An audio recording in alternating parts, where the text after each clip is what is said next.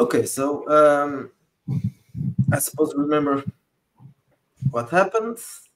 Not really. Nothing happened. Nothing happened. You arrived at some club and nothing happened. At the end of the session, you had some plans, so I'm going to just leave it up to you.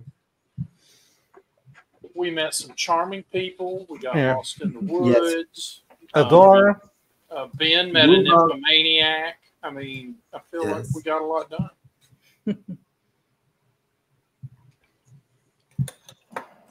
So where do you want to start? In the morning, right? Because it was night. Yeah, in the morning. Yeah, the day after. Yeah, I was going to do a dream ritual, but if we want to skip that, I can do that later if it makes more sense. So. We can start with that, I guess. Yeah, you can start with that. Yeah. So do what you have to do. Yeah, it's a dream incubation. So the target number is 15. Let's look at my stats here.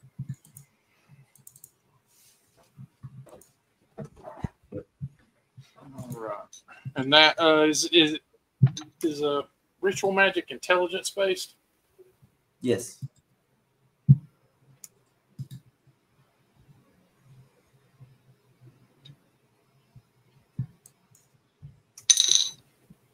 Oh, I rolled a 1, so I got a 4 total. Or, well, 5, 6, yeah. So, but still, Right, okay. not the target number. So, You sleep like a stone. But yeah. Comatose. You remember nothing. Oh, Okay, so well. next morning you all wake up alive. That's good. Oh, Yes, crap, waking crap. up dead is really was not on my plans. Yes. Waking up dead is harder than you think it is. Mm-hmm. Probably yes. I need to find someplace that has decent donuts. It's not going to be this town. This is a very pro-pie town. I think that they established it. Yeah. Pies, yes. Donuts, not really. But Yeah, maybe but you then- can. Maybe down in the bay they have a And, decent also donut onion shop. rings. The onion rings are great. Dagnabbit. Here we are talking about food. Yes. Yeah. I'm wondering if there's good sushi in near the bay.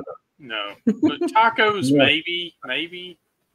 There's Since fish. tacos were invented in California, apparently.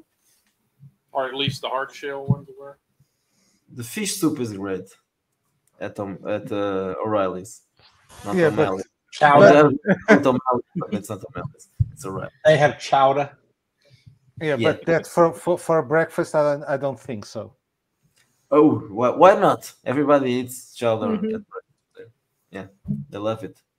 No, I just need It'll just have to be coffee and cigarettes for me. coffee and a piece of pie for me. Okay, so I imagine you are all going to the The diner. diner, yeah. to have breakfast. Okay, Yeah. so you all meet and you go right to the diner and it's very. I do have a question for the. Don't we have breakfast in the hotel? Aren't we trying to a save good Dr. Erskowitz? You do have breakfast, but it's just coffee and donuts. Okay. And, they are Oh, staying. no. Oh, okay. Well, maybe their donuts are actually decent. No, they order them from the same place. So Oh, for heaven's sakes. it's not really a good breakfast, and it's not really coffee. It's American coffee, which is stinky. Water, it's dark water. If you're American, you don't know that that's a bad Yeah, That's that's true. American, yeah. That's true. I didn't know until I got good because quality it's coffee. not, And, but we'll skip that. you know, so unfortunately, now I know.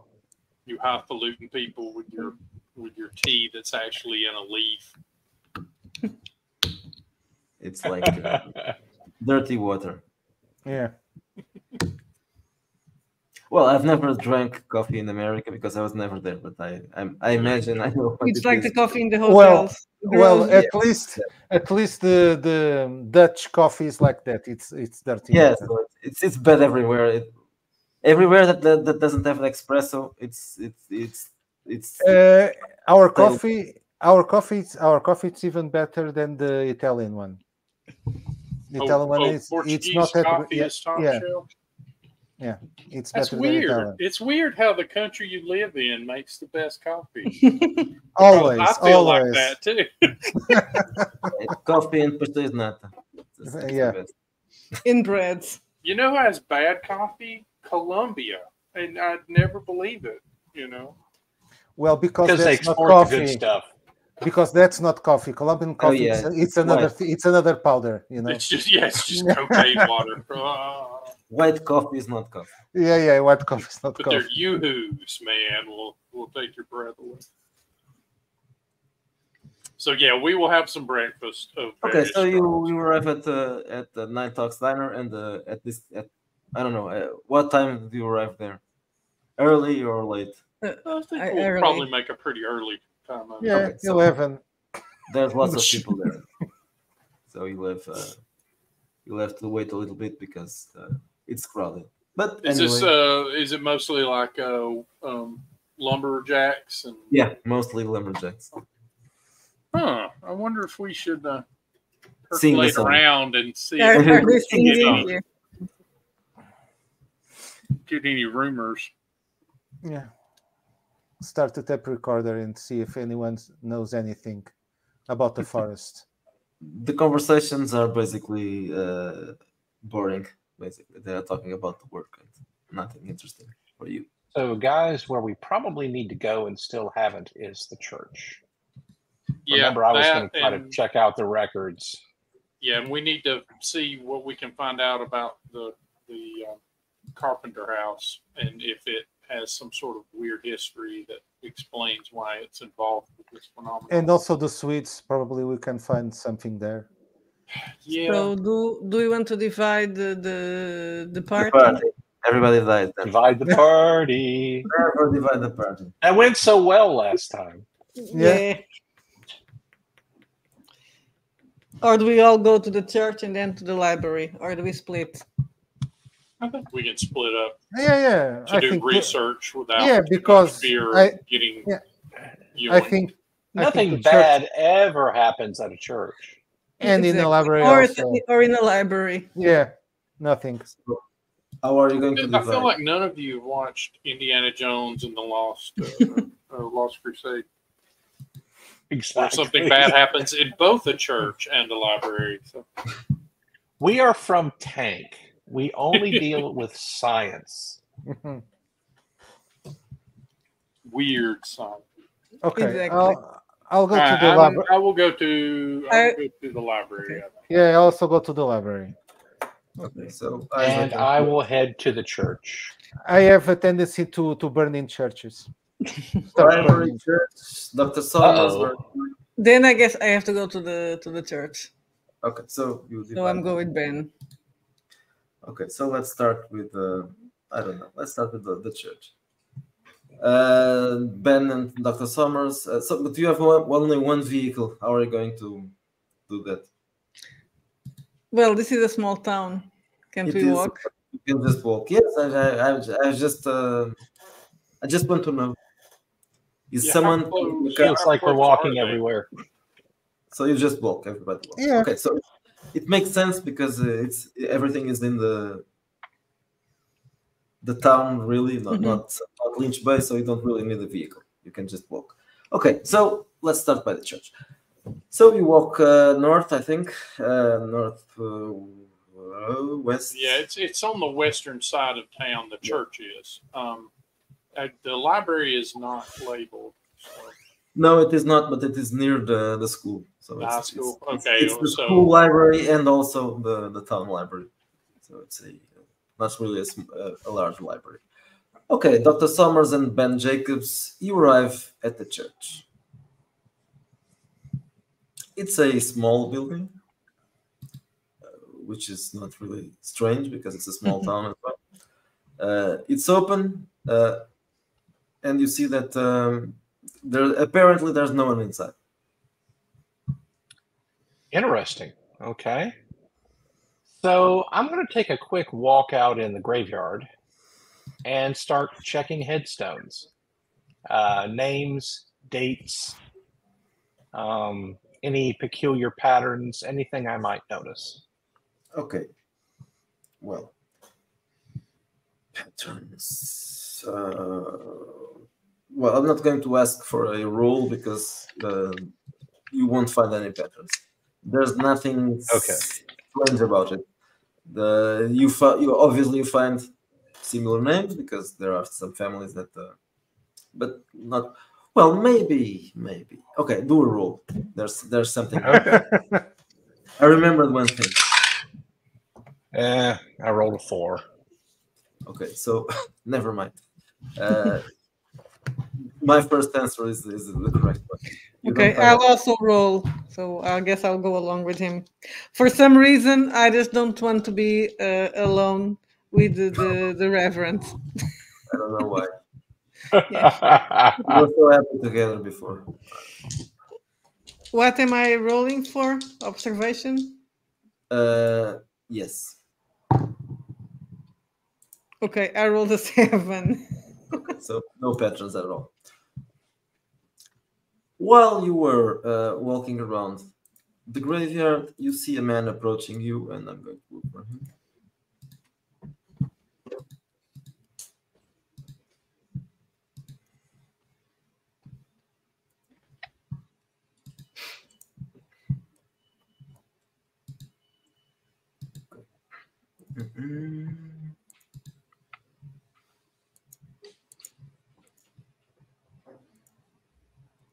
So you see this guy he saw you walking around and he approaches.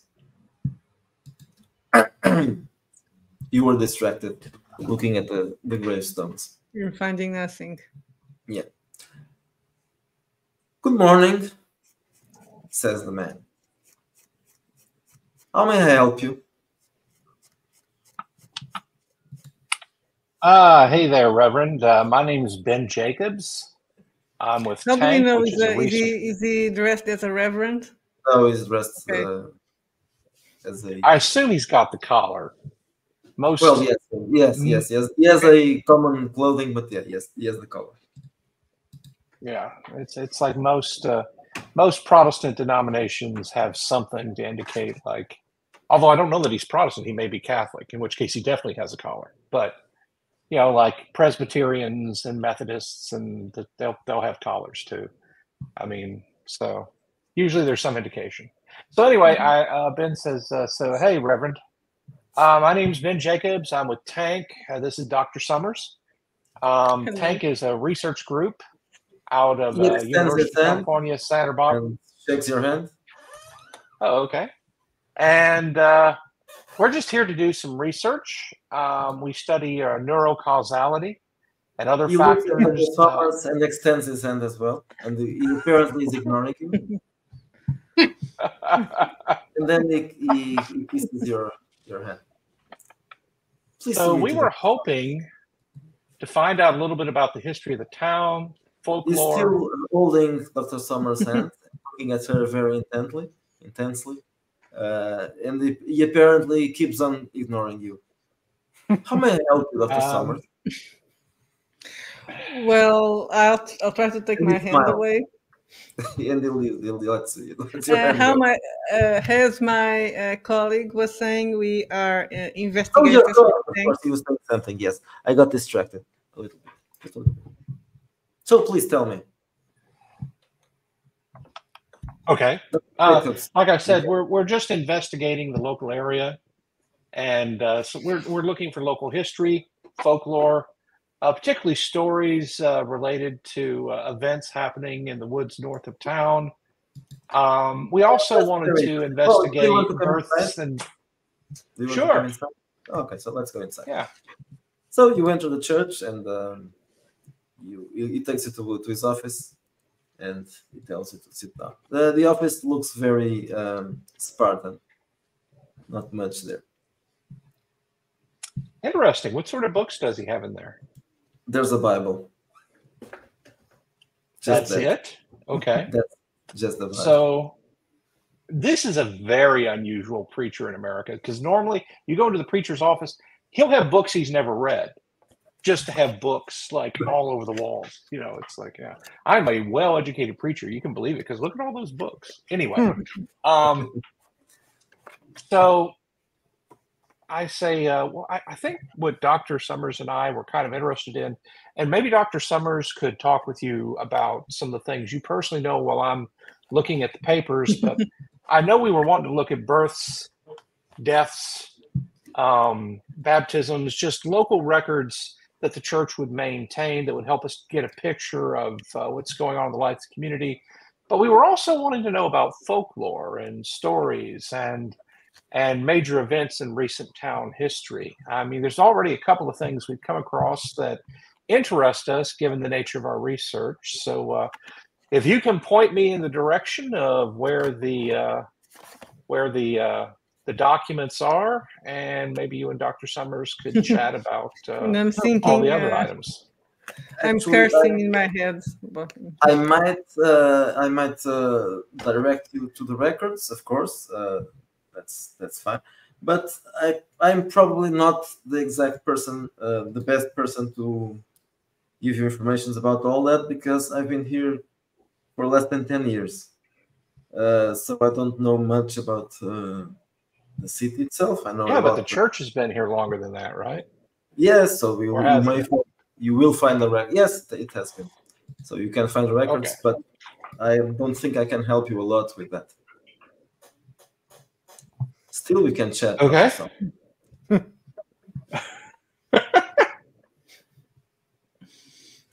So yeah, sure. You want to see the records, right? Yeah, basement, attic, library, wherever it's located. Yeah. So it tells you, yeah, there's the records are in the basement, so you can go there. Okay, thank you. well, I'm sure I look there's at Dr. Summers lot of and records. salute. Dr. Probably Summers, better. would you like to have a coffee or something? Eh, Now that Dr. Summers is keeping him occupied, of course, Yeah, I am sure, going to why not? absolutely ransack the place. I'm pissed off at Jacobs. Yeah. Okay, Dr. Jacobs. So what are you looking for?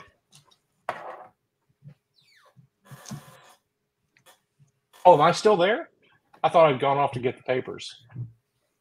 Yeah. I'm asking what are you looking He's for? asking you. Oh, okay, yeah, sorry. Yeah, so Ben is, he's going to go through the documents. He's looking for patterns relating to clusters of deaths, clusters of burials, Okay.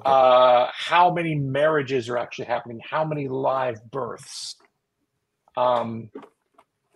Because oftentimes churches keep records like that for their congregation.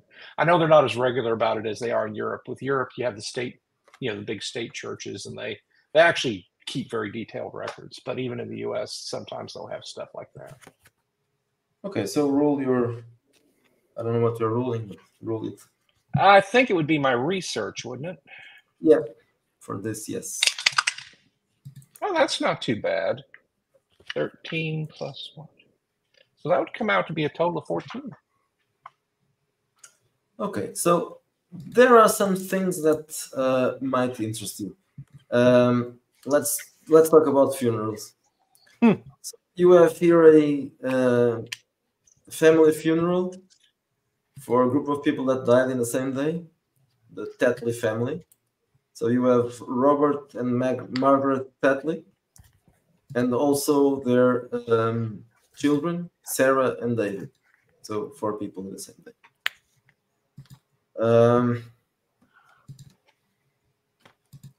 You have no records of the Nielsen, absolutely nothing.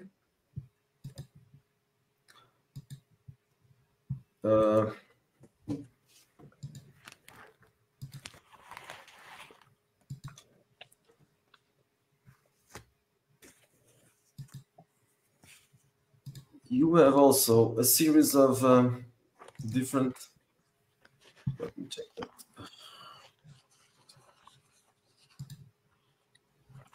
Yes, burials without the bodies because they were the bodies never appeared in the shipwreck. This is a very old record from 1923.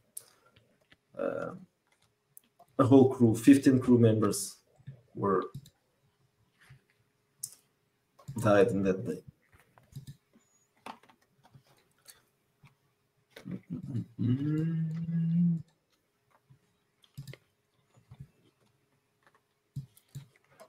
There's another burial without a body. A missing person named Robert Carpenter Fogg, who died or disappeared, whatever. Assumed death in 1972. Yeah. This one is important because it's you know by searching the records, it's an old family. It's the Carpenter Fogg family is one of the founders. Robert Carpenter. And I think that's the most important things that you found. 1972, 1923 shipwreck. So marriages and records of births and christenings. Is there much going on there in the records? Does it look normal?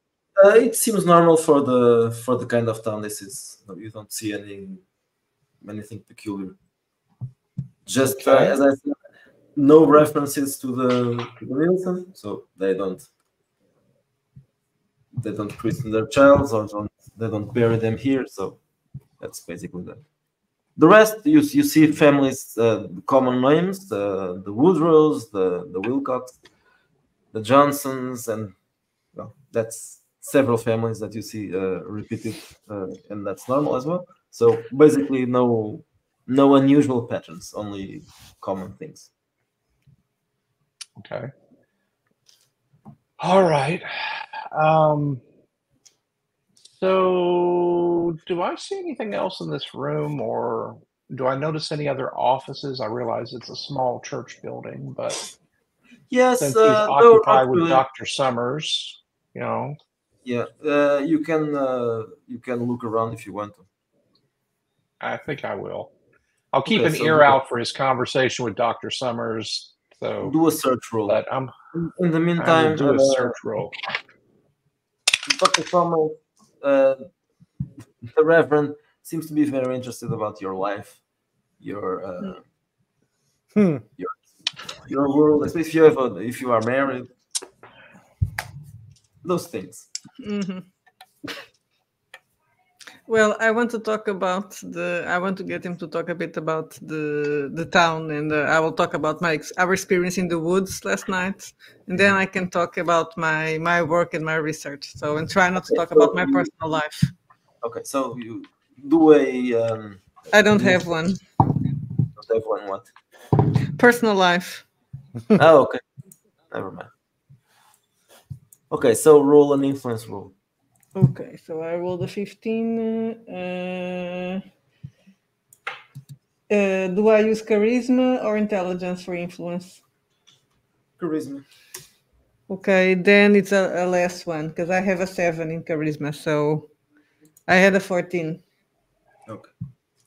So what do you want to know? So I mean, not what are you expecting from that conversation? Well, if he what he knows about the stories and the incidents relating to the woods in the darkness. Okay. Well, in the gates to other places. He smiles. He basically smiles in a condescending way, in a way. So he says, "No, this is just superstitions. You know, this is a small town. These are small-minded people, and they attribute any strange thing to the supernatural or the paranormal. But you and I, we are cosmopolitan people, and we know that this is just superstition." Well, Nothing. I believe that it's not exactly the supernatural, but are things simply that we can't explain yet with science. But there's a scientific, logical explanation for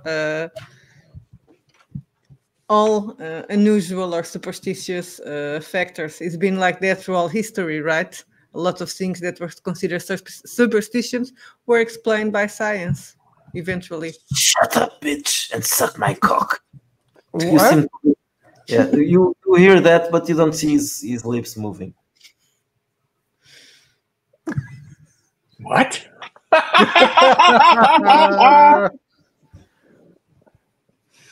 And he didn't change his expression. He's basically just looking at you and smiling.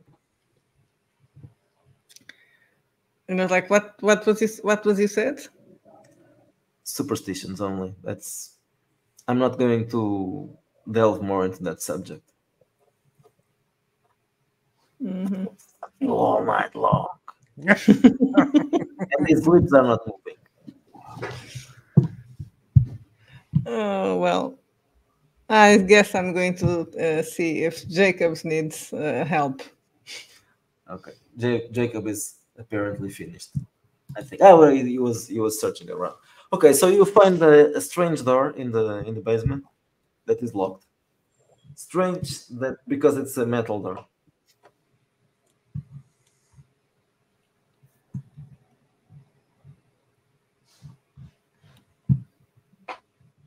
And it is locked. It is locked, yes. But it is also it's an old door. It's not a new door. So the lock is a common mechanical lock, but still it's a metal door, and the lock seems a little more sturdier than the other ones, even though it's a mechanical normal lock. So this is an older door. I'm going to fish out a old credit card and see if, like a lot of old doors, they didn't think through. You know, back in the day, they didn't understand the concept of plastic credit cards. So, you know, maybe I can slip the lock. Let me see. Okay, so roll a what? Technique. Yes. Yeah, technique. I rolled a 19. Okay. I don't know what that means. Okay, so you unlock the door and you see an empty room. That's Absolutely, yeah. It's just an empty room. it. I'm gonna step in and kind of take a quick look around. Maybe There's a Like, strange let's see, smell you know. in here.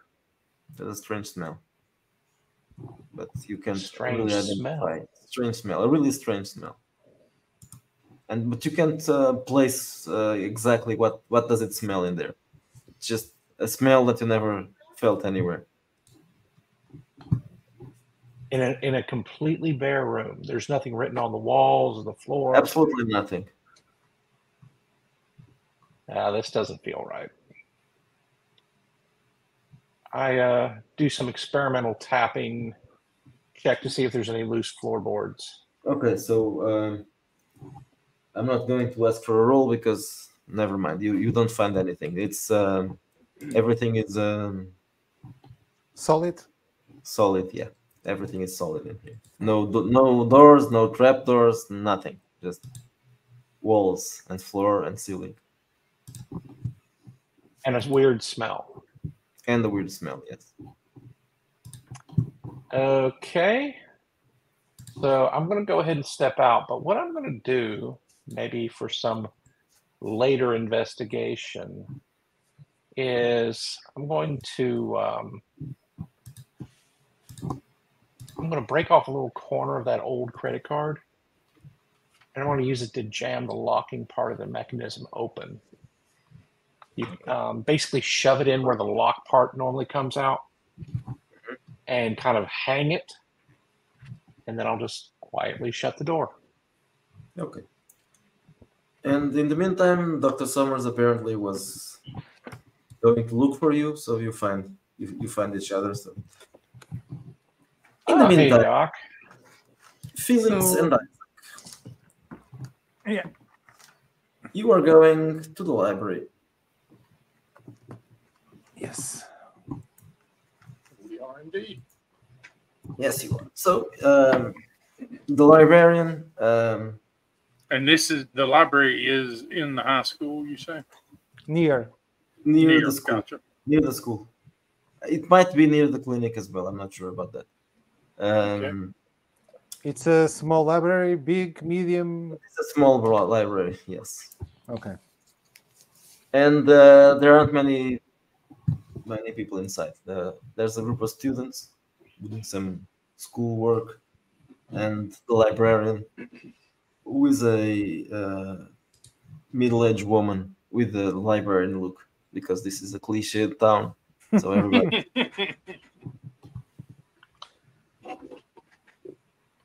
She looks at you when you approach, and without smiling, she says, "Good morning. How can I help?" Without smiling, I will also whisper back, "Good morning." We're hoping to search some of your local records about town history and such. Is there a Yes. special section for that? Not really. This is a small library. You don't have many books in here. But if you are looking for newspapers, if that's the thing you want, she points. That would be wonderful. Thank you. Do you know much about the Carpenter House in Lynch Bay? It seems I know to be. I know it has been abandoned for 30 years, more or less. Yeah, kind of like more or less 30 years. Yes, since the last of the Carpenter folks died. Oh no! What happened? Yes. Well, actually, it was a strange story. He just went missing. People believe he drowned in Lynch Bay because he wasn't on the beach when he disappeared. So we assumed that it was a drowning. Oh, that's horrible. Yeah. How long ago was that? Well, it happened for just a moment. You said 30 years. Is that? Yeah, around that. It was in the late 70s. Oh, And then and we're in the 90s, right? Sometime in the 90s. We are in the early 2000s. Oh, okay. 2001, 2002. and Not any sure. strange I think stories? 2002. Any strange stories regarding the house or the family? So you are the people from out of town that are studying the Yes. local.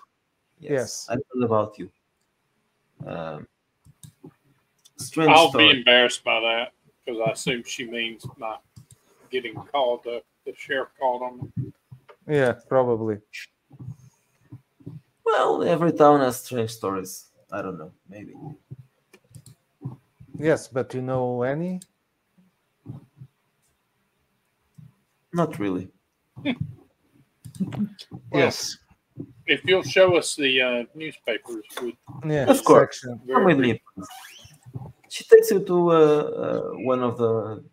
when she gets out of earshot, I'll lean over to Gaudier and I'll be like, "There are strange stories, but an old lady who is bored out of her mind running a library won't share them. Mm-hmm. Yeah. Yet again, this town keeps its cards very close to the vest." Yes. We must dig deeper. She takes you to that area in the library, which is not really a large one, and she says, "Well, most of these newspapers are the Everett Daily Herald, which is basically what people buy here. So that's what we're going to find, and another Everett newspaper. Everett is a larger town near. Is this here. on microfiche or do they have the actual papers? That's a good question. Probably a microfiche. Okay. So you want to search about the house and the family, and I'll search about the forest, or what we want to do? Yeah. For some reason, the house is foremost in my mind at the moment. So Yeah. I'll look for this Carter Fogg Yeah. family. And I'll search about news about the forest and also the Swedes. Okay, so let's go now. Let's go to Discord. I'm going to share this link. But okay, so And you have which section of Discord are we? I'm going to place them in. Are you going to send a direct message to each one of us? Probably not. Let's see.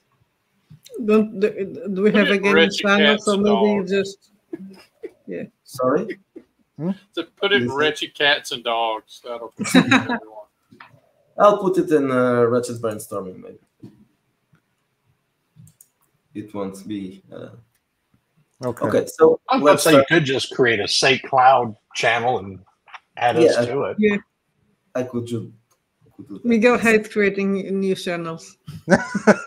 Miguel hates probably Oh. Let's call it St. Cloud. Yay! I'm not going to do a private one, just a new channel. Okay, so it's called St. Cloud. Okay, Alrighty. so let's start by the Carpenter Frog.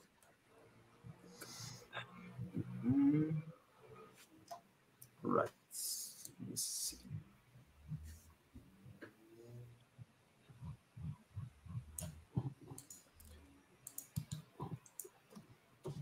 Ok. Este também não pode ser. É mais. One at a time. First one.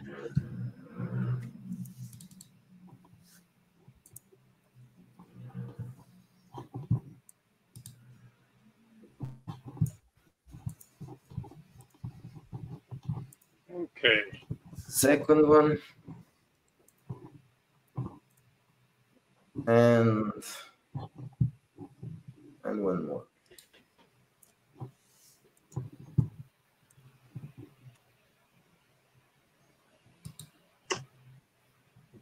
And it was, what was the other thing that you were looking for besides the Carpenter Frog?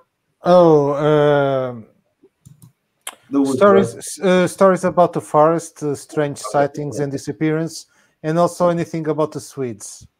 Okay, so let's now the woods.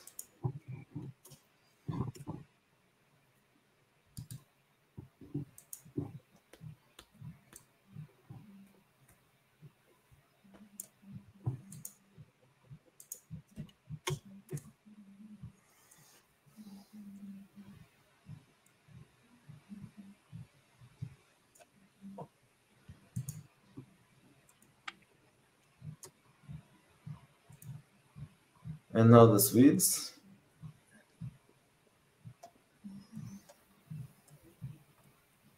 Dish-doom, your fork.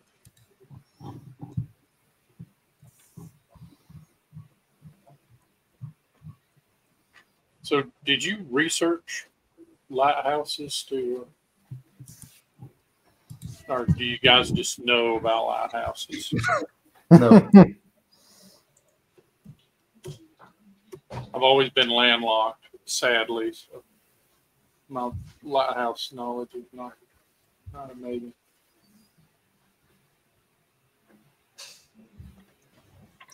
I just asked ChatGPT. Apparently he knows about lighthouses. I got to step away for just a minute, guys. I'll be right back.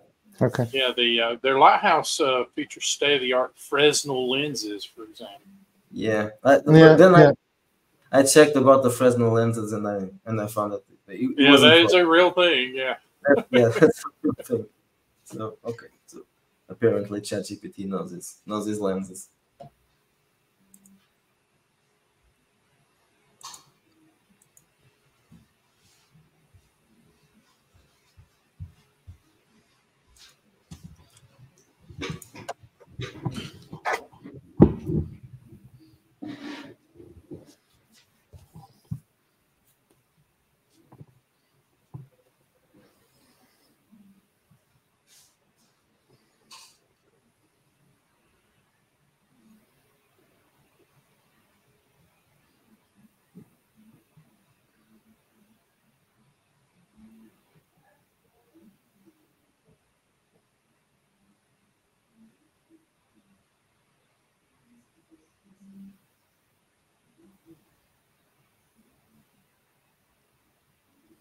Oh wow, Frost Peak's got a lot going.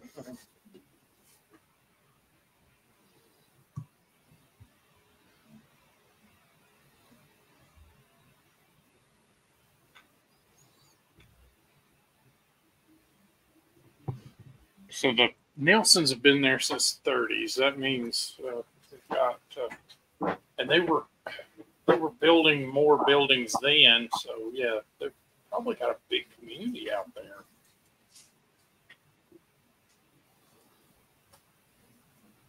Should we go see them during the day? Just a word of warning. I wrote this. This is made today. This is not part of the book. So if there may be something that doesn't really make sense. I'm not entirely sure if it makes sense or not. Some things might not make sense. I think it tracks. If something is unusual, it might not be a clue. It might be a mistake. But ask me first.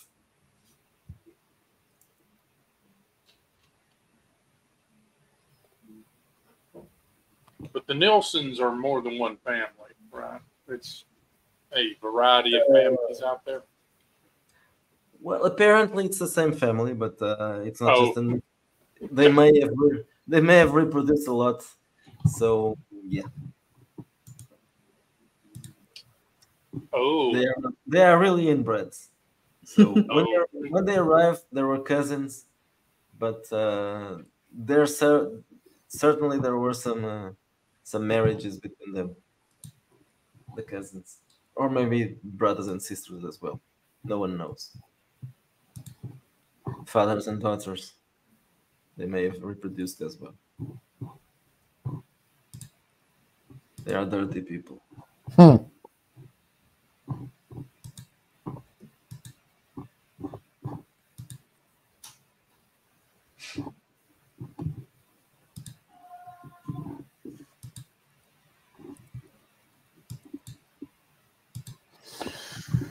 Okay. What do you think about the Nelsons? Should we try to visit them or just leave them alone? I think it's best for now to leave them alone because they might kill you. For what I'm seeing here, they're at worst they're just weirdos. Nothing suspicious, at least from what I read in the newspaper. Well, the Carpenter family. Yeah, I think that's more interesting, don't you think? It has the Carpenter Fogg family has some oddities to it, but mostly around the lighthouse, not around the manor. Yeah, but don't you think it's strange? The lighthouse has lost 2 people. Yeah, but the manor is supposed to be empty, and you found someone outside or inside. Well, yeah, I found a groundskeeper, I guess.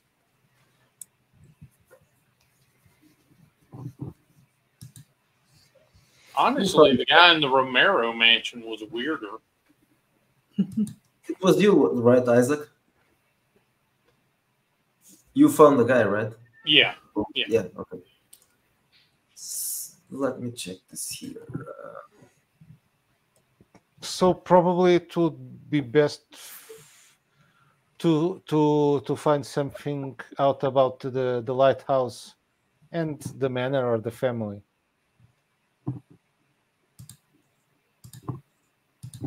Well, there's not much new news. I mean, the last patriarch of the family died, but I wonder why no one's bought the land. I wonder if it's tied up.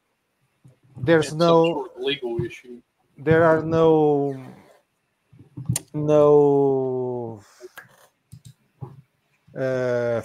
sons, grandsons.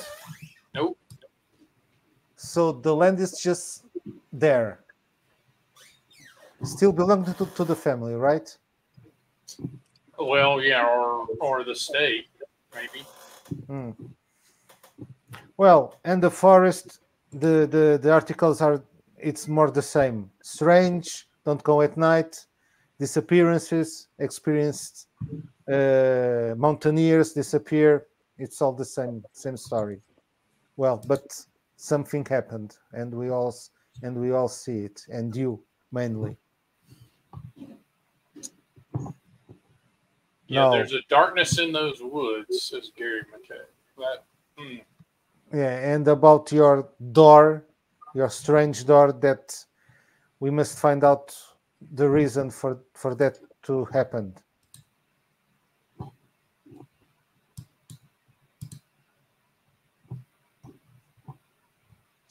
It's only that location. Are you going to meet each other? Yes. Yeah, after a while, yes. Yeah, I guess we'll meet back at the diner, maybe, or do you want to meet somewhere else? Yeah, the diner could be our base of operations. Yeah. Or the Deep Woods Club. Yeah. So obviously by this time I've shared with Dr. Summers my findings, this business about Carpenter Fog in 72, the family that... Share your findings as well? Yes, that's the Reverend is weird. How so?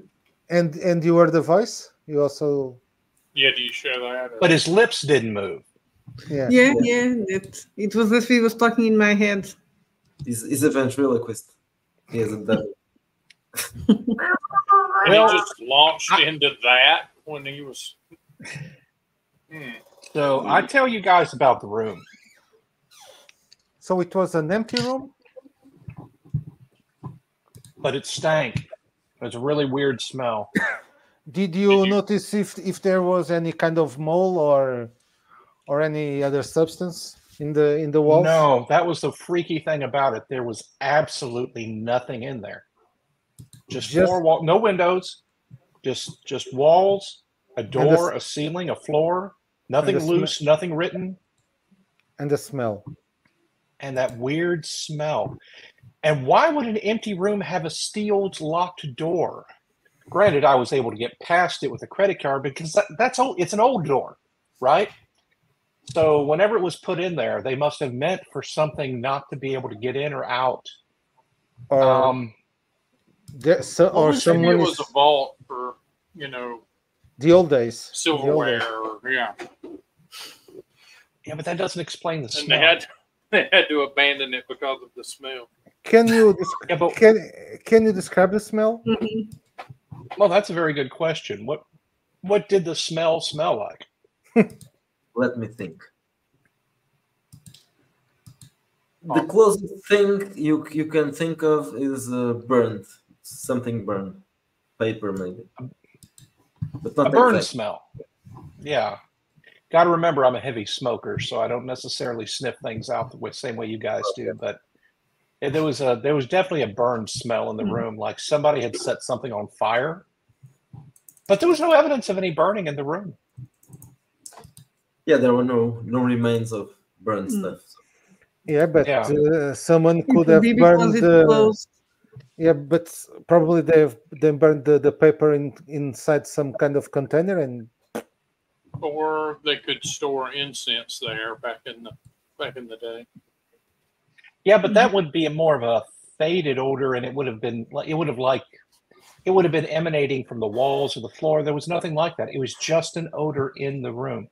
The room itself is as clean as a beggar's dinner plate. I mean, there was nothing in there.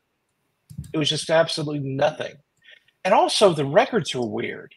Everything kind of looks normal, but then there's just nothing about the place that feels lived in. I mean, it's like, you go to a church, you expect to find all kinds of junk laying around. If it's an old church, they'll have like old decorations from a vacation Bible school. They'll have old, remnants of some, they'll have stuff for like burials. They'll have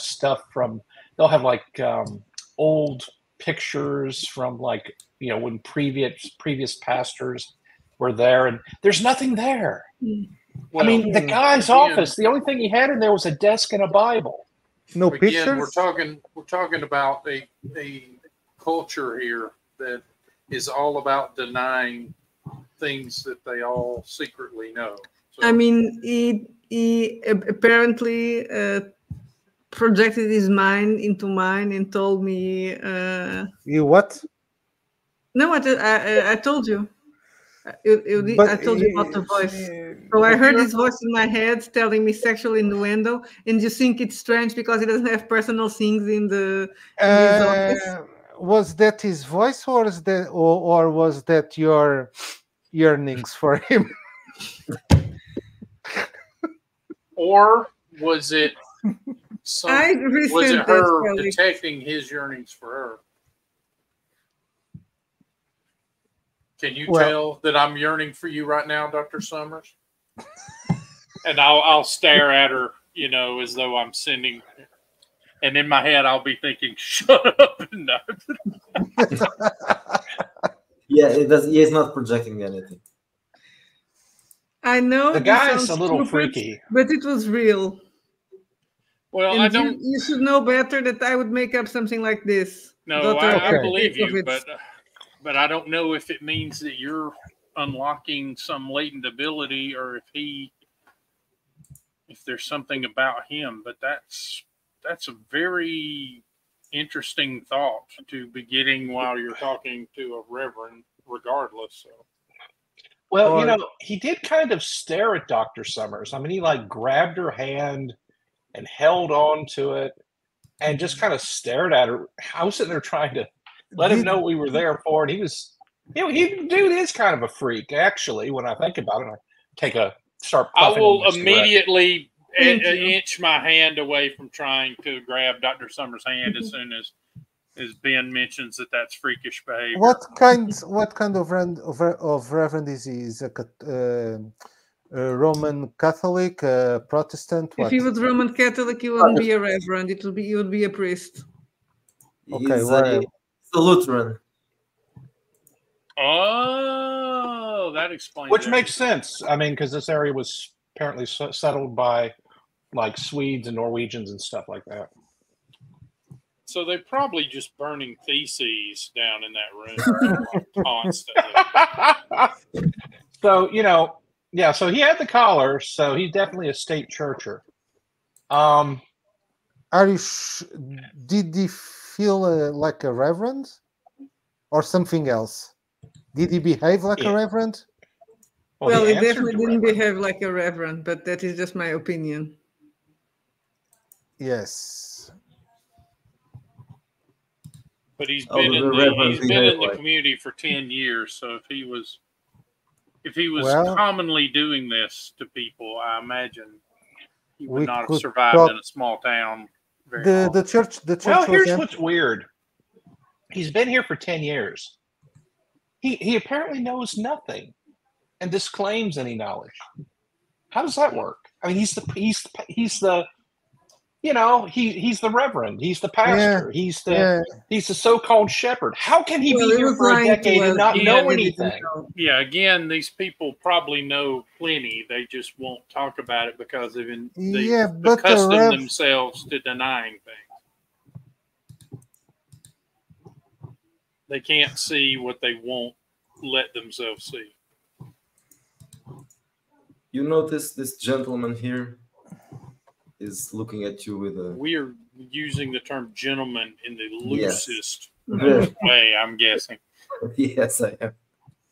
He's looking at you with his face, basically. He looks very angry. I'll nod at him. Hello.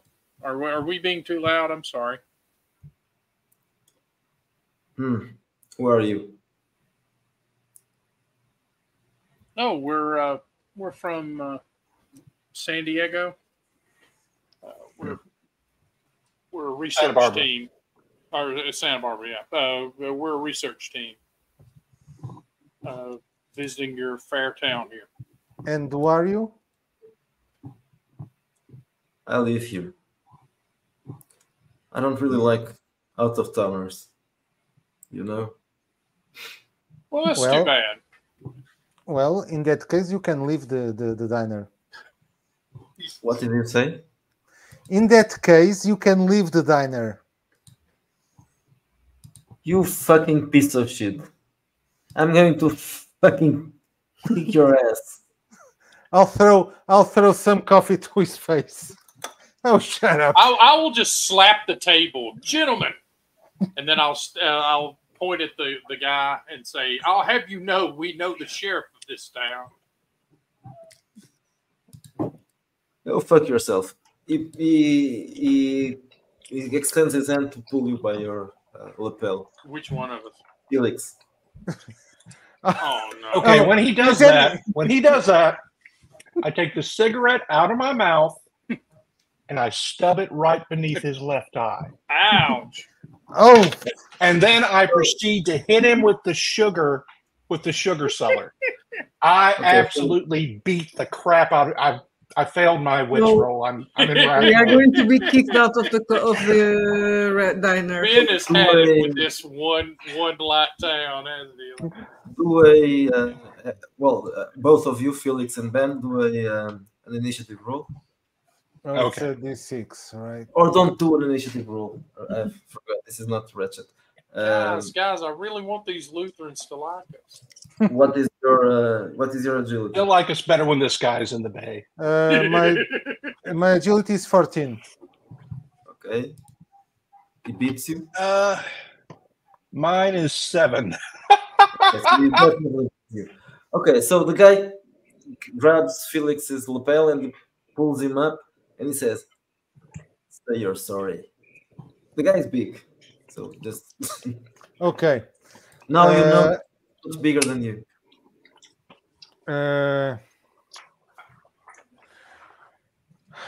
That's why I decided not to fight fair. Is there any food on the table? I guess so. Yeah, probably. Bye. A pie. Okay, I'll just squeeze the piece of pie in his face. Okay. Okay, so you roll for that, and he's going to punch you with the other hand. Okay. That's with the okay. His 14. defense is 12. Okay, 14. 14 So for me. you push a piece of pie on his face, and then he doesn't do anything.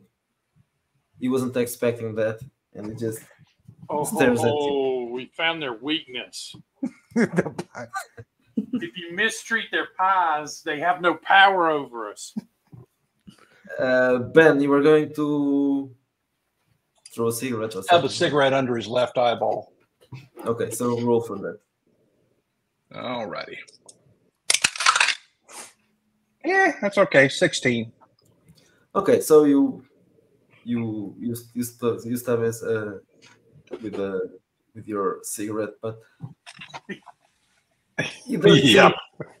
kind of. And at that moment, you notice that there are 3 more men coming towards your table. Food fight.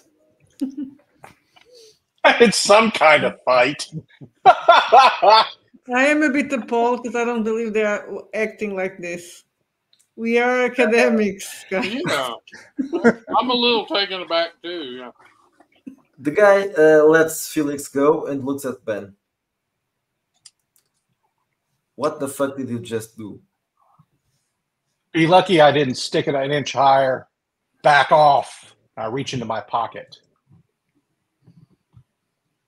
But what are you going to take from your pocket? His wallet. I want him to see me reaching for something in my pocket. Oh. I'm trying to deceive him. Oh. Okay, so roll a what's it called? Persuasion, streetwise. It's Influence? It's not persuasion, it's influence. Yeah, influence.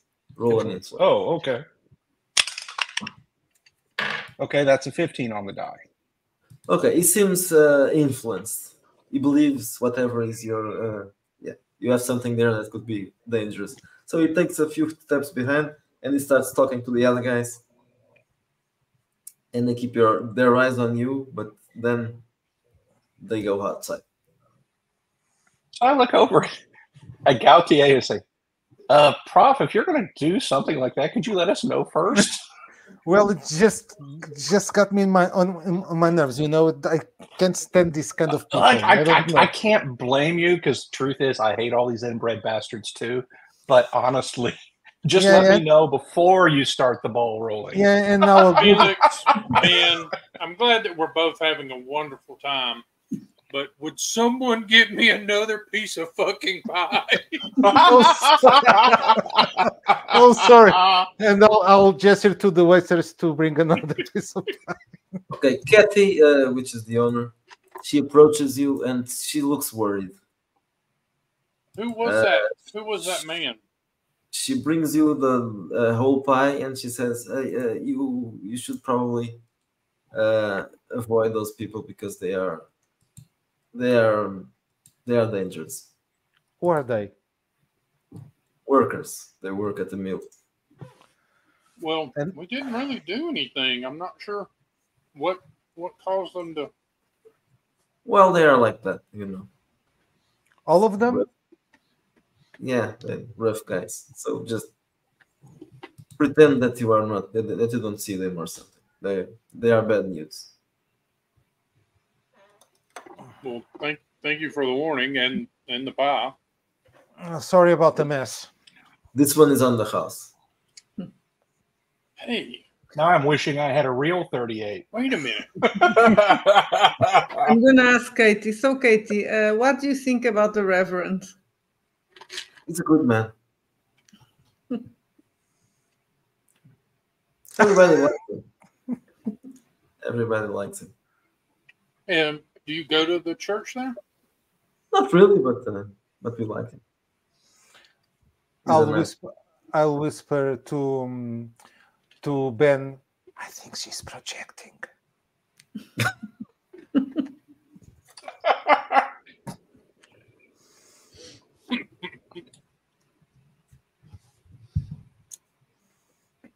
Can we get a to-go box for this pie? I think we should probably not be here. I'm going to when look they through the come back. window outside and make sure those 4 jokers aren't waiting outside for us. They are waiting. Yeah, or slashing our van tires or something.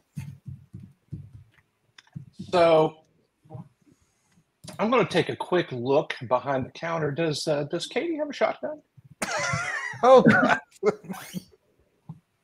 Okay. So do a search roll. Are you I will do a hoping search for roll. a chance to say Katie bar the door at some point during the That's a 13. You don't see any shotgun under the counter. No shotgun, no pistol. Okay. No bat. Apparently no. Well, this is a quiet place. Yeah. You realize so- that She's local. basically, They're not going to hurt her. Yeah. you realize what basically just happened to us, including you apologizing for the mess, is more or less what happened in the cantina in Star Wars. That makes you Luke Skywalker, Felix. okay. Actually, Luke was much more polite. You know, it's like he No, said, yeah, "I'll be true. careful then." They wanted that. Oh, damn. Does that make me Luke Skywalker? You are Obi-Wan. I'm Obi-Wan with a lightsaber in his pocket. 20,000. Only I don't We could actually buy have our own one. conversion van for that much. There you go. So Yeah. now I'm thinking, we're not going to go anywhere. We're going to wait till those guys have to go back to work. You know, Yeah. they came to lunch. As long as they're not They're going to messing have to with go the back van. to the mill. Yeah. As long as they're not messing with their van, I second that. Well, if Well, they yeah, mess with our van, we'll just call the sheriff. But, you know. I don't think your van. Your van is here. Yes. Yeah. Okay, so they Oh, don't we- stay long.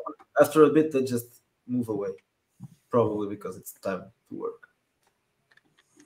Yeah, I think it's safe to go out now.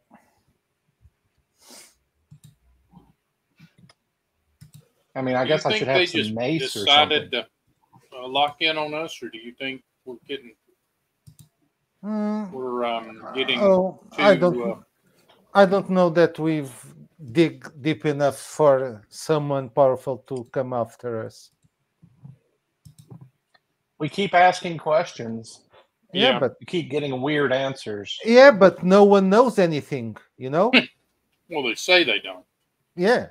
But sometimes asking the question means that you know enough to make them concerned, maybe.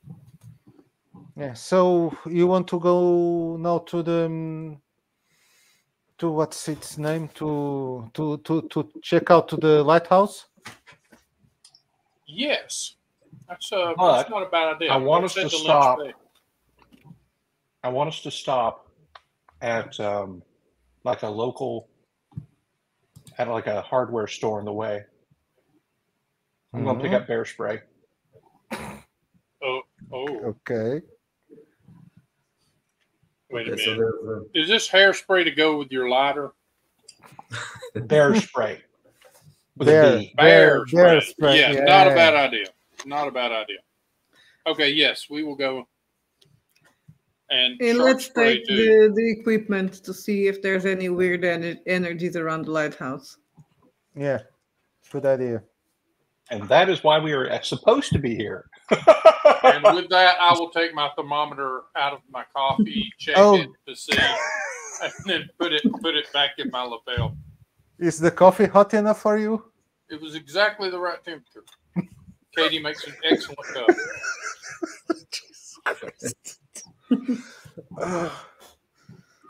I diligent bitches.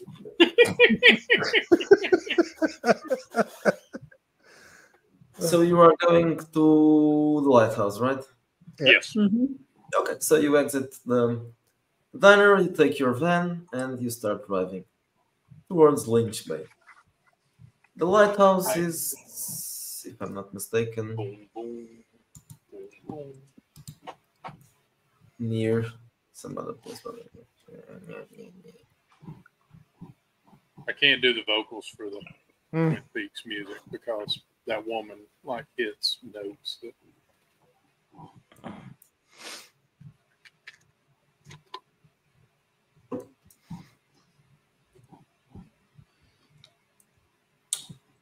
Well, it's close to the bay.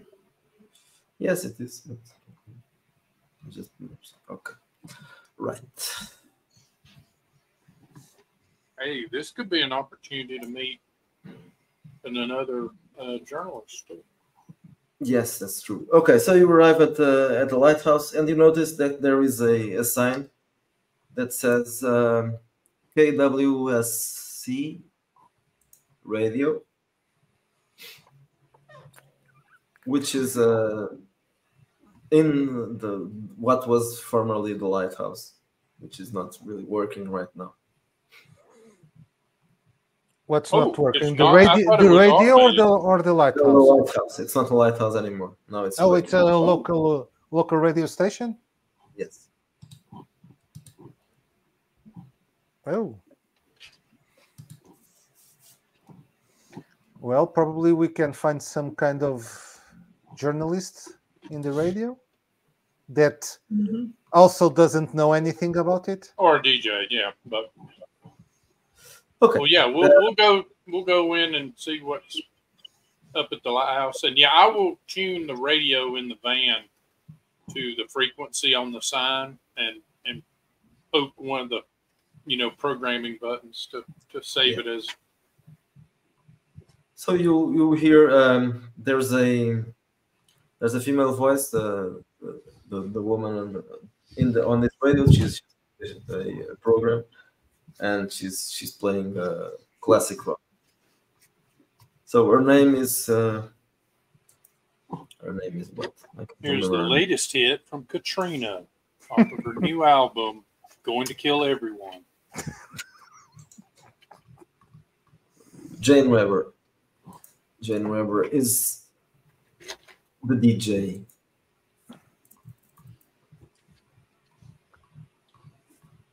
Well, I guess when we get out at the lighthouse, I'll kind of take a look around, kind of head on a swivel thing.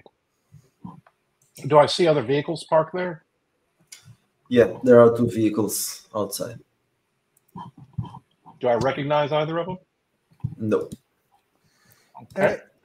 Is this near the pier, the lighthouse, or do I see any fishing boats? No, it's not. It's not. Okay. It's not. Let me make sure. But Yeah, the port is to the south. yeah, it's to the south. Yeah. So this is a bay here. It's not really. And there's a beach. So Oh, is anyone in the beach? Is it No. okay? So I'll It's sand take or a look. it's sand or pebbles. The Sandy, beach. not a large. Not Okay. the extent of sand. It's not a really large one, but there's sand. Yeah, the guy that was on the beach disappeared in the 80s. Yeah. Oh, the So I don't owner think of anyone has ever went back on the beach since. You assume that this was the place where it disappeared because this is where there's a beach. So Yeah. he probably disappeared from here. Okay, so you approach the lighthouse, and the show is going on, so they are upstairs, probably. They or she, at least. Okay. But the door is open, so Do if you we? want to come inside. Yeah. Yeah. Do we? Yeah, we'll Do we wait for see any? a music break or something so we don't disturb Do we see her any on- other outbuildings right around the lighthouse? No, the door is just open. Yeah, the door is open. There's nothing else around here. It's just this. Huh? Well, if they're occupied with the broadcast, it's a perfect time to look around. So I'm going to go in and start looking around. Everything Okay. smells burned. Oh, well, that would be bad. That would be very bad. That would indicate I probably had a brain tumor at this point. But yeah. Okay, so you start looking around, and unless you go up, because that's where the studio is. Mhm. Basically, what you see is things that belong in an old lighthouse, but it's basically just old stuff, not really.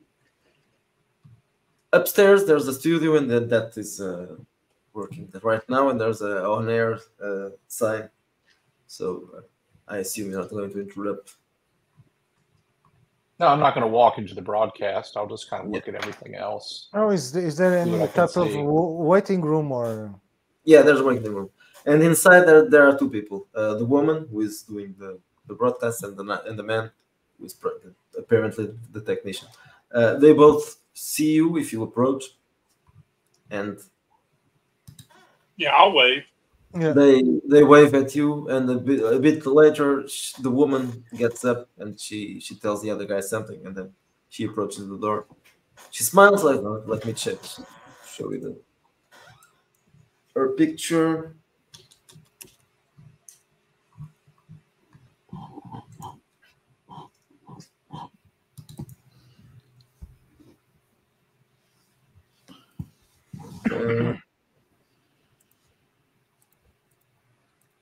This is Jen Weber.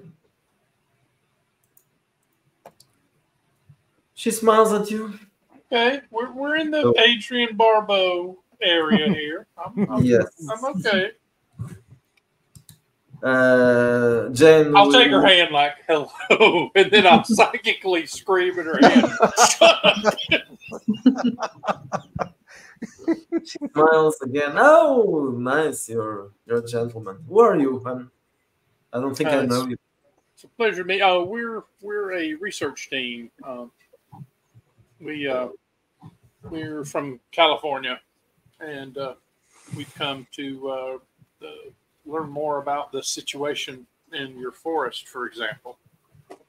Situation? Is there a situation in the forest?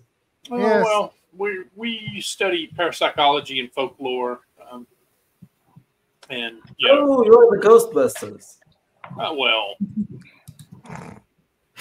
we would if we found a ghost, we would probably talk to it rather than bust it. But I was about to say, I really, really would love to have their blasters if we get to that be is also Ghostbusters. true. Yeah. Yeah, I could definitely have used that a minute ago. Yeah, we're with Tank out of Santa Barbara. Yeah. I mean, we wanted to know more about your local story and also the forest. I'll give her my business card. We're staying at the Northern Hotel for the next few days. As most people are. Yes, of course. Well, the Xanadu just didn't seem homey enough. Yeah, I wouldn't recommend Xanadu. Well, anyway, I've been here for 5 years only. I'm not a local, but I would recommend you talk to Gary McKay because he's probably the best source of information here. Yeah, Now, we've talked to Gary. He drinks a lot, Yeah. so you have to find him when he's not. Well, when he is in the mood to talk about things and not in the mood to drink, which is kind of rare. But Yeah, I think we met him, but he was not in the mood to talk. Yeah. that happens. Yes. He has been a bit depressed. So you are a classic rock station? mostly yes, mostly classic rock. Yes. Do you do talk or news or? But what? Sorry. Do you do talk or news at any point? Interviews. Just basically small stuff. But yeah, we do some news. Do you think it would be? We've encountered some resistance from the locals. I think there's a little Oh yeah. touch of them thinking us as outsiders. Do you think Yeah, that's interviewing us would help them accept what No, we're doing here? absolutely not. They do not accept. They hate. They don't like outsiders. I've been here for 5 years and I don't have many friends. Almost none. I can't believe that's true, I say, and tighten my hand on her. Well, I do have a girlfriend. I leg over him. But yes, she's a local, but not entirely because she was many years outside. So basically, me and well,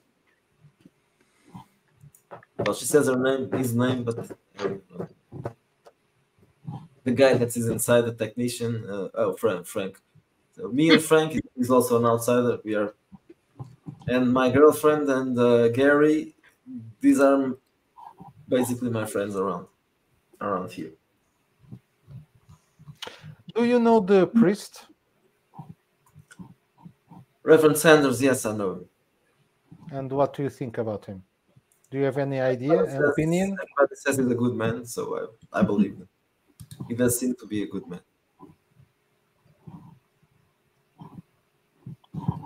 I think it's weird. Everybody says the same about the Reverend. Oh, he's a good man. But I don't have an opinion about him because I don't go to church, and but he never. Maybe Well- he just never met the right girl. You know, he was like, "Where's the sexy physicist that I've always dreamed of?" Who's very quiet.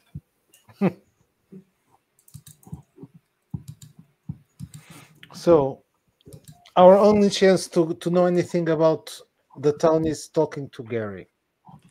Not It does seem necessarily. that way. Sorry. I was saying. Oh, sorry. I don't know if Isaac said something. Okay, never mind. Isaac was saying something. Yeah, at least it seemed he was saying something. He died, I think. Okay, so she says maybe you could try Noah, but I'm not sure if he knows a lot about this. But he lived here all his life. Noah lives in that old mansion, the old Carpenter Frog mansion. But there's a caretaker, right? Yes, he's the caretaker. Oh, Who owns very it old now? Is it the state No one- or?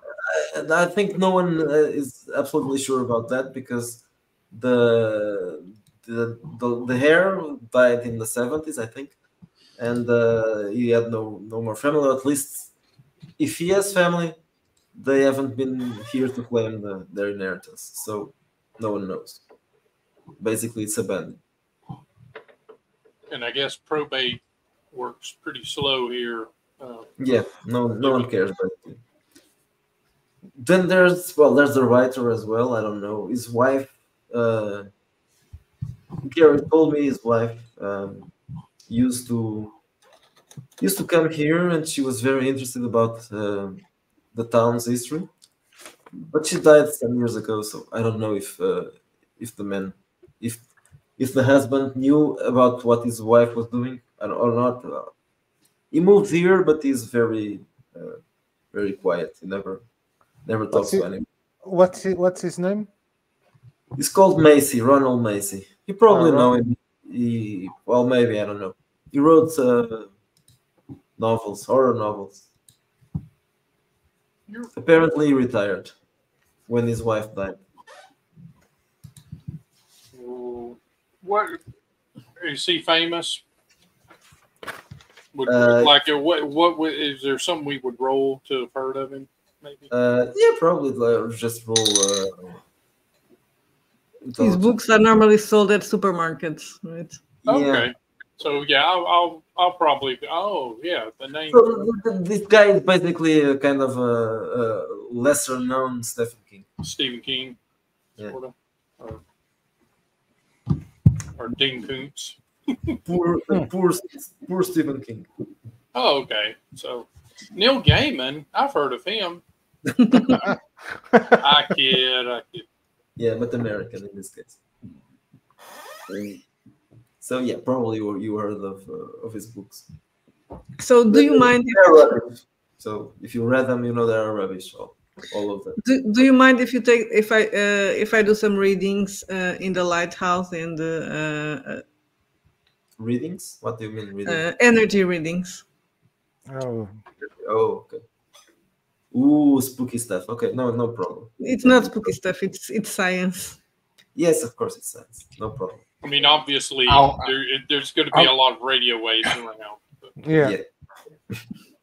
I'm going to go get out the dowsing rods Yes, so that let's do some real so that we can science. douse. I'm gonna hit that beach because if they Oh, had but you somebody can always use your there- thermometer, Dr. Isaac. Stuff it up your butt. So yeah, Carpenter Fog disappeared, walking the shoreline of Lynch Bay.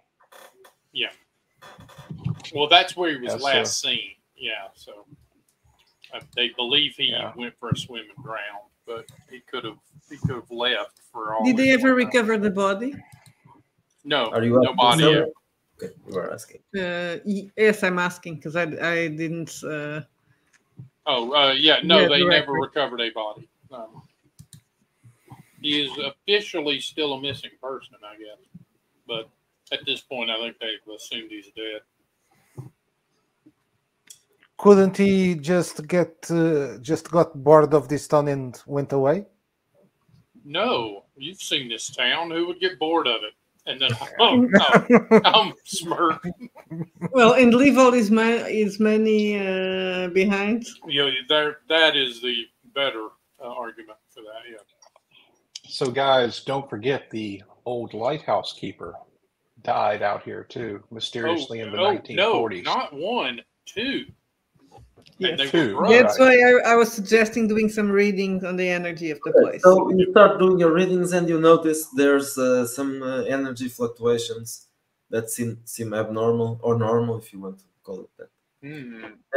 There's definitely some activity going on. Mhm. And the closer you get to the seaside, the stronger it is. Mhm. So it's not the radio waves. No, it's not So- really. It's the whatever waves. I don't know. I'm gonna go down to that Miss little section Weber. of beach and just start using the dowsing rods. Miss Weber, how good radio do you think it would be if we did a seance tonight in your lighthouse on air? Oh, that would be interesting. I guess we can call it that. Yeah, why not? We can try that. Will you pick the guests, and we'll bring the Ouija board. A guest? Oh yeah, if you want to have some locals around as well, or Well, I can try. Though well, maybe Gary. So Okay, we'll I'll- see you. We'll I'll see there. you after sundown then. Sure. So Ben, what were you doing? What were you going to do? Oh, I'm sorry. I was going to take the dowsing rods down to the beach Mm-hmm. and there by the water, and I was just going to start using them to see if I get any kind of reading through the rods. They start pointing in a particular direction. Yeah, they are pointing towards the sea, the ocean. yeah, the ocean. Oh no, they're stuck in water dowsing mode. We need to shake them really good. So And if Dr. Sommer is still with the apparatus on, the readings are really going crazy now. On the beach. Yeah. The closer to the ocean you get, the more readings you get. So something Okay. is. I'll going go on. very close to the beach, to the sea, and maybe take off my my shoes and put up my my trousers. So I'll go inside the water a little bit. What if I missed the beach and landed in the carpenter house instead? It's where the readings are stronger inside the water. Oh, interesting. Dr. Gauthier, do you want to take a sample of the water, or maybe I'm just projecting these readings? Yeah, we'll take a sample, but I'm going to remind you guys that there was a ship in 1923 that foundered out here. And so that's really interesting. Okay, Are so any of us scuba certified? no, I'll but look around. I'll do one thing. I'll just take off my clothes. I'll just be in my shorts and I'll take some vials and I'll do a quick swim and I'll try to take some water samples or any kind of plant or something that I find. Okay. I take a quick dive. Yeah, okay, so you are diving. Okay, so right. While they're out there, Ben, let's grab their clothes and shoes and just run off. And just leave the thermometer. Right. Yeah, no. The thermometer stays with me.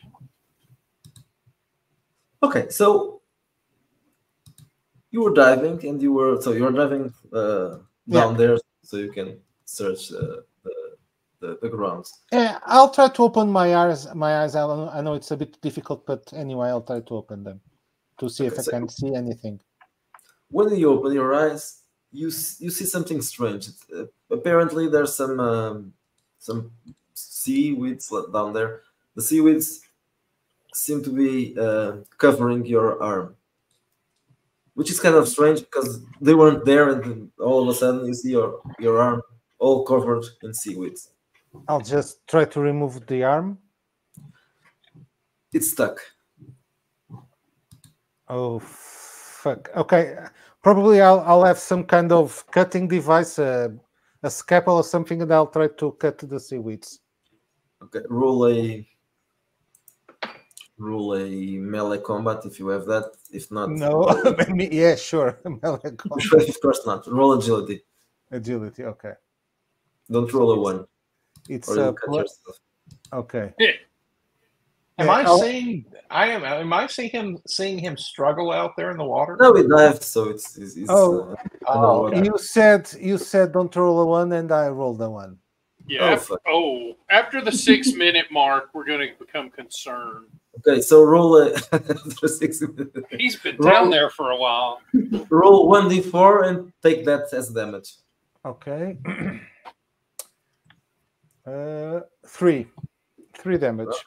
So you cut yourself, and you cut yourself. Real bad. Yes, it's almost as good as it could.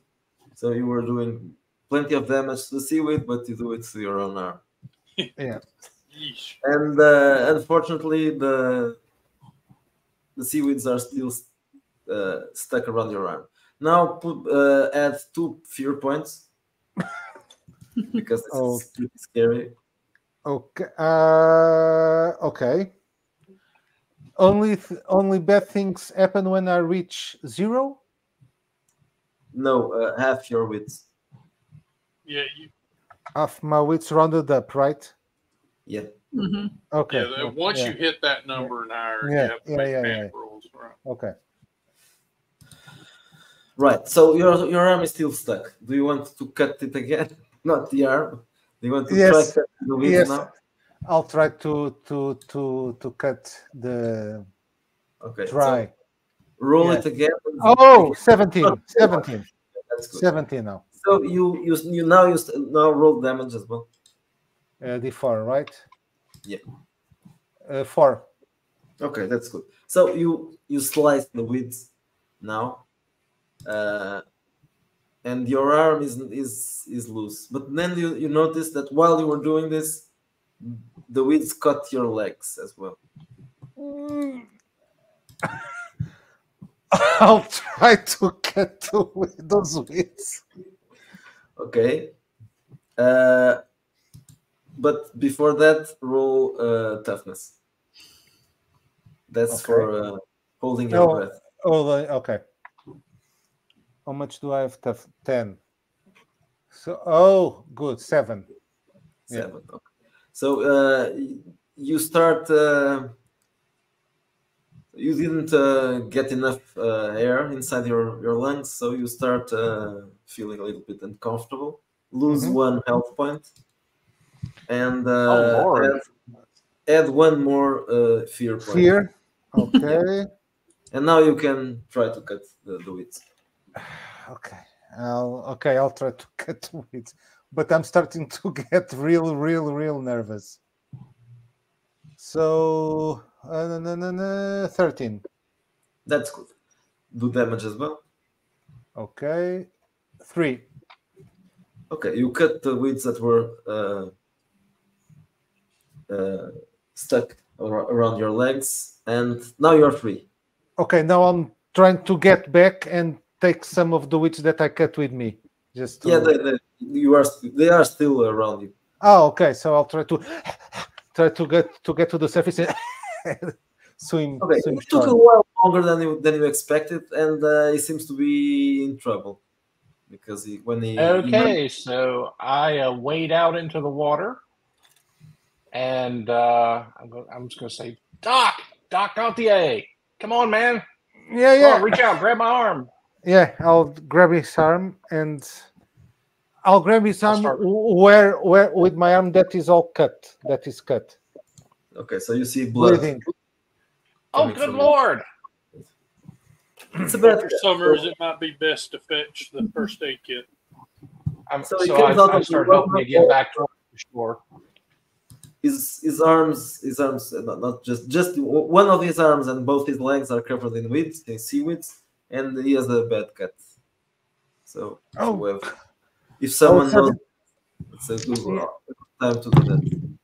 Yeah, I'll do it. 18, 19, 20. Okay. Let me check. Okay, this is exactly the same thing as I think so. Well, okay, so roll a 1d4. I'm not sure if it's the same thing, but I'm going to assume that it is. Oh, for medical attention? Yeah, well, I assume it's the same thing as in Wretched. So I rolled a 4. Not that he does that he deserves it, but if it's a 10, I'm a professional. to get half of your hit points lost. Okay. So. And then, if you're reduced to 0, that's different. Yeah. Okay. Thank you, Doctor. I was getting some. I don't know. This weed seems to be grabbing me, or I don't know. It was very strange. I'll take a look at the weed. I'm pretty sure that it was just that the weeds aren't trying to grab you. You just got caught on them. Yes, probably. It's normal. They don't move. They are just there lying. So I look at them. Is there anything on them like nodules, or are they just like long seagrass type stuff? Yeah, that's it. So I kind of look around at Dr. Summers and say, Dr. Summers, I don't see how he could get tangled in this. It's slick as snot. It's just basically seagrass. Yeah, but now I see how anyone could get tangled in this and drown. It could be static, maybe. You noticed something else when you were looking at the weeds, Isaac. Not Isaac, Ben. There's a piece of cloth that is not Felix's clothes. Just a white piece. Okay, I take a closer look at it. There's a piece of what? Cloth. It looks like a piece of a shirt or something. But he wasn't wearing a shirt, so it couldn't be his shirt. We might need to have someone check that patch of seaweed. And I hold up the piece of cloth and say, "This didn't come from Dr. Gauthier." No, that's not mine. No. There could be something or someone snagged in that seaweed. Yeah, but probably next time we should get some pro diver or get somebody to come over here with a boat and a net and drag. That's an even better idea because it doesn't involve the sheriff's office. Well, I guess you could pay some fishermen to go there with us. Yeah. I mean, the docks are just, a little bit down the way. I met Timothy on our first night here. He's a fisherman that lives close to the Romero mansion. Okay. Well, let's. I'll just go and dress and put some. Might need to sew up that arm. Yeah, and put some of the seaweed in one of the vials. Do you recognize the species? Yeah. Yeah, it's normal seaweed, nothing out of the ordinary. And Dr. Summers, see if it has any weird resonances on it. Okay. We'll need to wait for. Yeah. No, let's go forge games and just start declaring stuff. This seaweed could only have been planted by a man named Diego.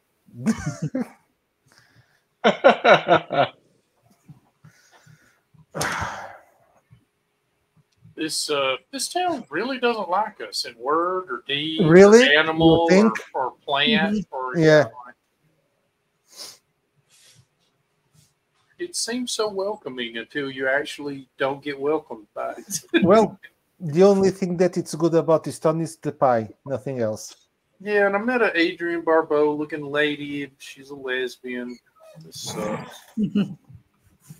Only one of us is having any fun is Dr. Summers. So are you looking for a fisherman now? Is that so?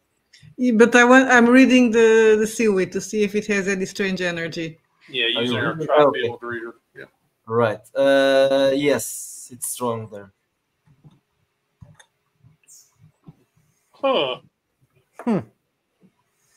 Okay, I'll take this to do some study back in the hotel. So are you going back to the hotel now?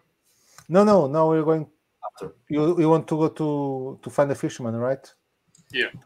So you're going straight to the pier, right? No, we're going to the fisherman friend, right? That. Yeah, either or. I mean, I imagine if it's during the day, he might be at the port. Because yeah. Water. So we'll go to the port, but we'll ask for the fisherman who I already know from. Who is the fisherman you know? I can't remember. The guy whose house that I stayed at when the sheriff came and got me. Oh, okay. Yeah, I don't know who it was, so I called him Timothy. Okay, so not. He was there's no Timothy here, so I'll just. Yeah. Let's say that is a guy called. Was it an old man or a young man? You didn't say who it was. Okay, so let's say it's Danny Gillespie. Denny Glass. Danny Gillespie with well, this is 54 years, so it's not really. So yeah, we'll go and we'll ask if he's out or if he's bored. Are you asking who Just if there's someone at the pier that is. Oh, okay, yeah. So you go straight. Okay. Yeah. We'll go to the pier. Okay, so there. when you are approaching the pier, you see something particularly strange. But everything you see here is strange, so it's not. I don't know. Yeah. This man is walking around the pier. He has a baboon on it. Okay. And he's wearing a strange outfit that looks like a circus outfit.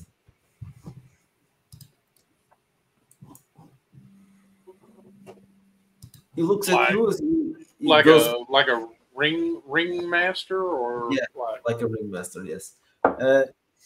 He goes by you, and he smiles, a large smile, and he says, "What time is it now?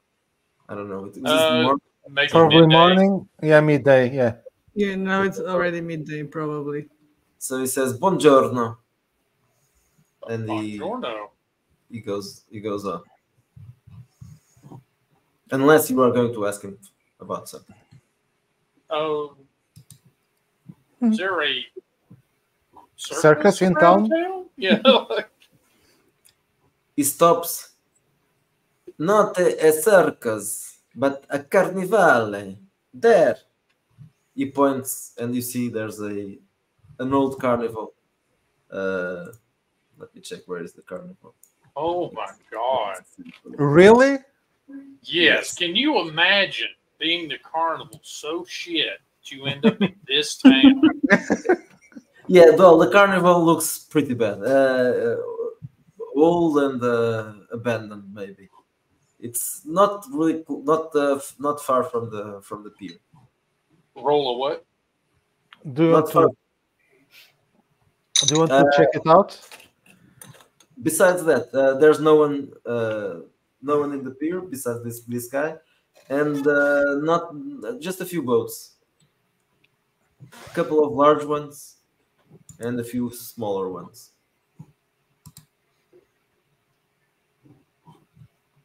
Anybody like running the boats or There's an Any old fisherman? man, there's an old man standing there. So this is the old man, and that's the sea. All right, we're good. We've got everything it takes here. Ahoy! I say.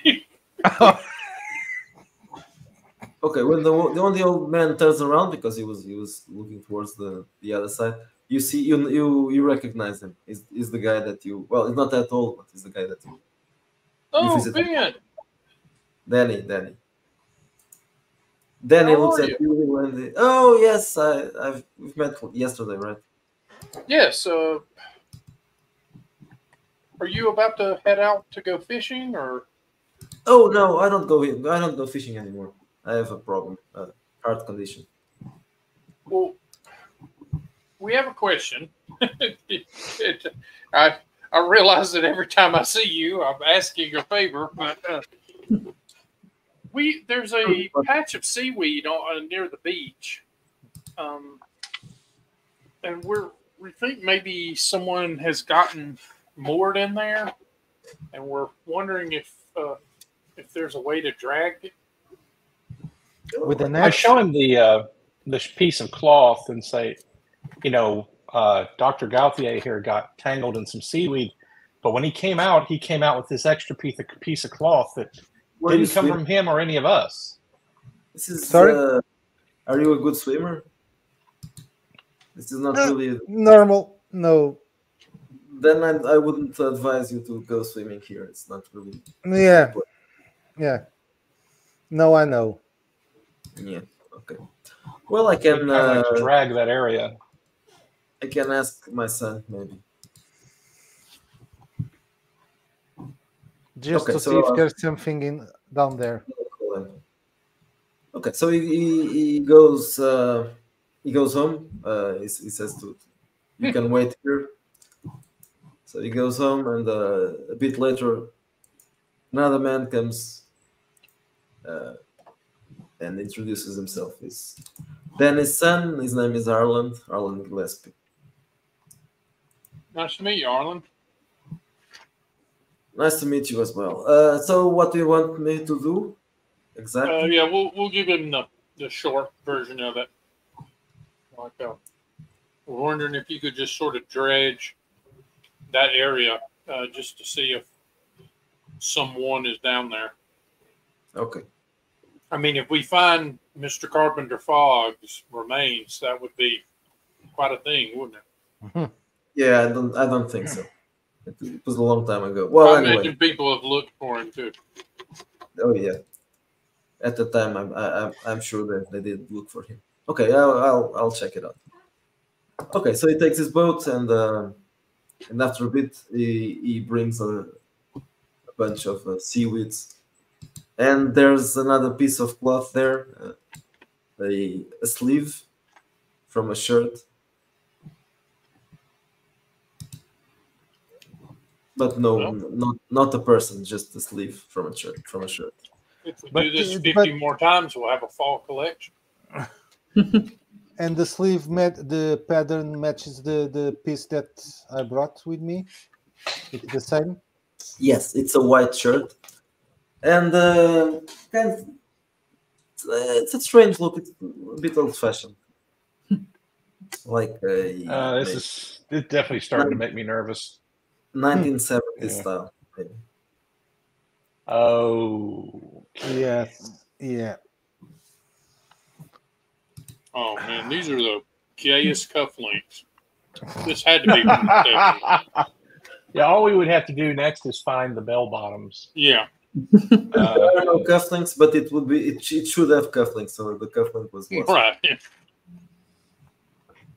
It's got a monogram on it. Like It could be, but no, you don't find a monogram. no civilized person has ever worn these things since the 70s. Now what?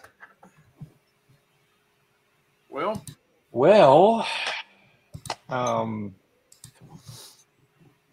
do we mean, go? I know we think got we all a want seance. to go see the carnival, right? Mm-hmm. Yeah, but we can't forget we do have a seance tonight. This is true. So 2 carnivals in one day. What a treat. You know, having these cloth items, it occurs to me this is the sort of thing it's very handy to have during a seance. Oh, It's Exactly. a material item. Exactly. Yeah. Dr. Summers, could you point your instrument to the sleeve? That sounds very well in Portuguese. But Dr. Summers doesn't have an instrument. Okay, I'll do that. I should have done it when I did but it was just a little piece of cloth. Okay. Okay, so the readings from the sleeve are very intense, even more than when you were near the ocean. So, what do you Basically think? went crazy, just whatever it What I does. think is that someone is trying to pull us in this direction. I think we are being summoned by a restless spirit to recover his body. That's my working hypothesis.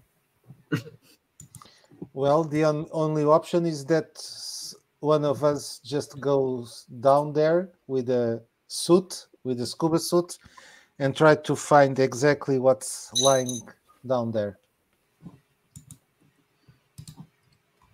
But not you, or you'll kill yourself. Yeah, or I'll stab myself to death.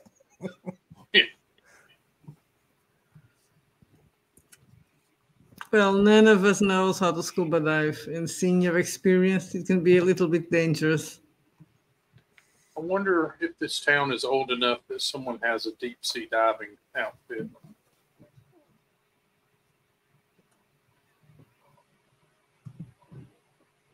Maybe. Like with the old school helmet and everything. Yeah. That would be That metal thing. That round. that would be pretty cool.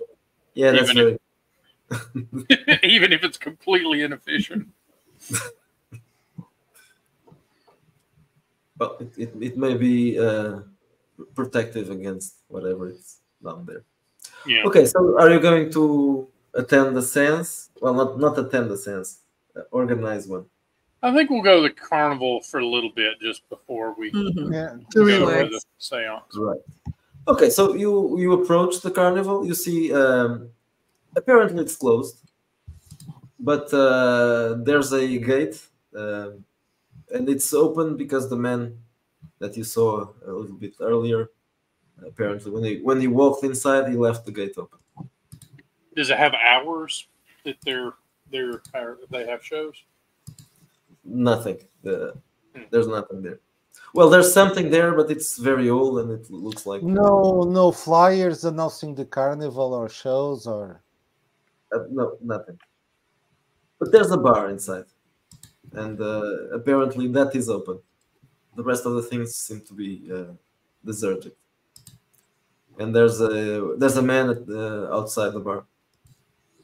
It's not exactly Hello? a bar, just a stand, or something like that. Oh, gotcha. Okay, so you approach, and there's a man inside as well, working. Oh, Bartender. Hello. So Can I get you some? when's the carnival open next? Well, this is hard to tell. It just opens for special occasions. Birthday parties, when there are tourists in town. Well, Basically that. we're tourists, right? Well, but you are just a You mean small- like the salty season? Yeah, salty sea days. Yes. The festival. Yeah, the festival. During the festival, sometimes there are some other occasions. People, when we know there's a larger group of people coming, we open it. Well, not me. I'm just attending. What do you do on the days that there isn't a carnival? I serve drinks here. The bar is still open. The fishermen come here for a drink usually, so that's basically what's working here is just this. Well, in that case, please get me a beer. How Sure. do you compete with O'Reilly's? Yeah, well, it's the only other bar here. There's O'Reilly's and there's this one. This one is closer to the pier, so they sometimes come here for a beer. O'Reilly's, they serve Right on the pier. Yeah. but the O'Reilly's serves meals, so they have other business there. Here they just come for a quick beer. Okay, so he serves you beers. I don't know if someone else wants one. But I'll just have No. a coffee, thank you. Normal beer, right? any coffee here?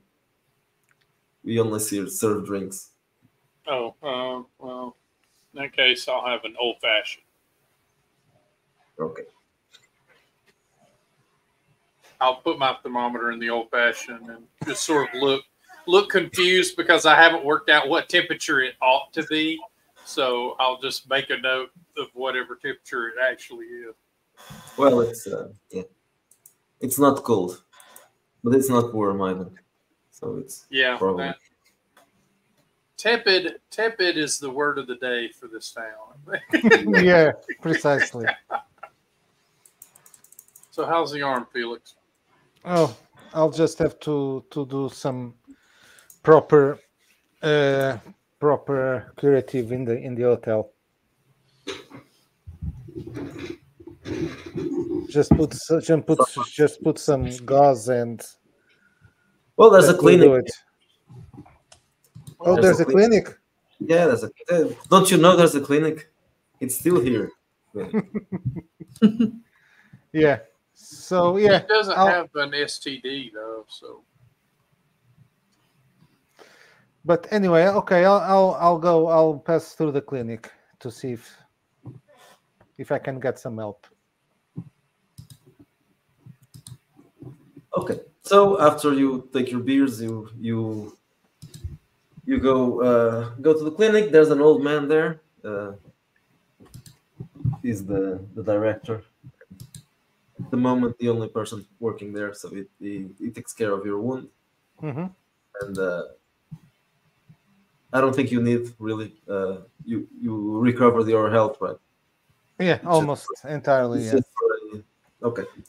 Okay, so you can recover everything, and it changes the bandages, and Okay. it looks better now. It tells you to take care when you are cutting stuff, not to do that. Okay. Thank you. Now we will now prepare for the seance. Oh no. When we go to the hotel, I'll just try to analyze the samples that I brought from the forest yesterday, and also these seaweeds. Okay, so what are you going to do with that? Yeah, I'll just test them to see if there are any Right. kind of abnormalities. Okay, so roll. Biology, Yeah, so you have that's knowledge, right? Yeah. knowledge, Okay, yes. so roll biology then. Yeah. Okay. Oh, natural 20. So 24. Everything looks normal. Okay. Nice. So everything is normal. It's not the fauna. Yeah, It's something apparently else. the fun is okay. Yeah, it's something else. It's not the fauna, it's the flora. They get you.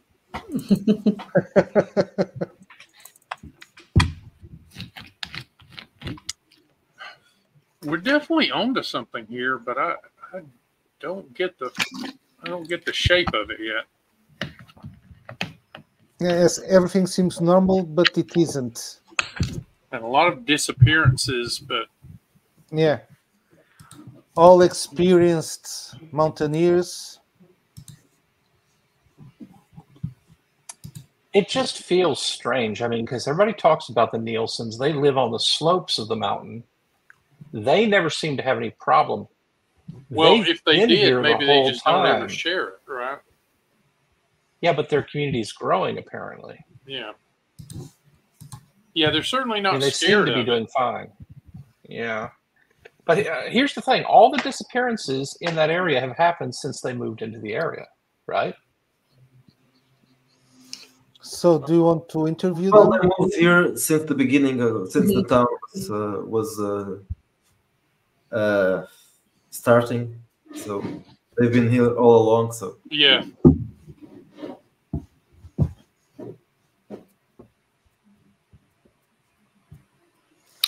So are we going back to the radio? Is that Yeah. the plan now? Mm-hmm. I think that'd be a good idea.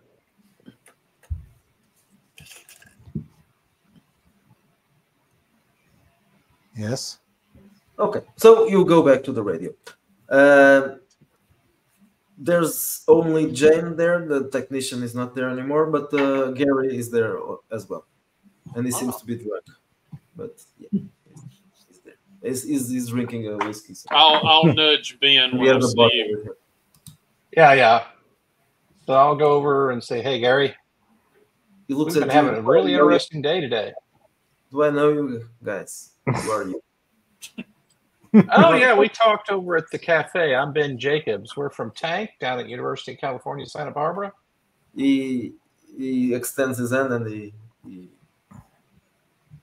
but I'm not really sure about that. Are you sure you know me? He's looking at you. Well, he smells. sure smells like it stinks like whiskey, and his breath is basically alcoholic, purely alcohol. It's like, yeah, I'm pretty sure we talked there at the diner. Yeah, Ben, you say that's your name? Ben Jacobs, yeah. No, From the Applied Neurocausality Center down at University of California, Santa Barbara. Yeah, we talked at the cafe. You know, we've had an interesting day today, Gary. Well, that's good for you. Yeah, Dr. Gauthier got kind of tangled up in some seaweed right there off the beach. And we found this, and I show him the sleeve and the little piece of cloth. Ain't that wild? That's an old shirt. I think Yeah. I think I had one like that, but I'm not really sure. Yeah, what's weird is that it was tangled in the seaweed. When we got Doc Gauthier out, this came with him. It is talking very close to you, so it's a bit. You feel his breath on your nose. I'm not sure what I was going to say, but yeah, that's strange. This is a strange town, Strange town. What do you think about the Reverend? He looks at you. Everybody says he's a good man. I don't think so. I don't think. Why? Why do you say that? There's a strange vibe. Did you hear his voice in your head also? He looks at you, crazy man. What are you talking about? No, he has a strange vibe. It looks like I don't know. It doesn't seem real. A real reverend or a real person? I don't think he's a real person, but I don't think he's really a minister. I think I don't Something know. else. I think he's impersonating. He's certainly an odd minister. I mean, you go into his office, and the only thing in it is the Bible on the desk. He doesn't have It could be worse. certificates from where he graduated from seminary. He doesn't have. We could have pornography. It could be worse. Yeah. I don't know, but yeah, he's a strange guy. But everybody says he's a good man, so I don't know. I just don't care. I'm not a religious person.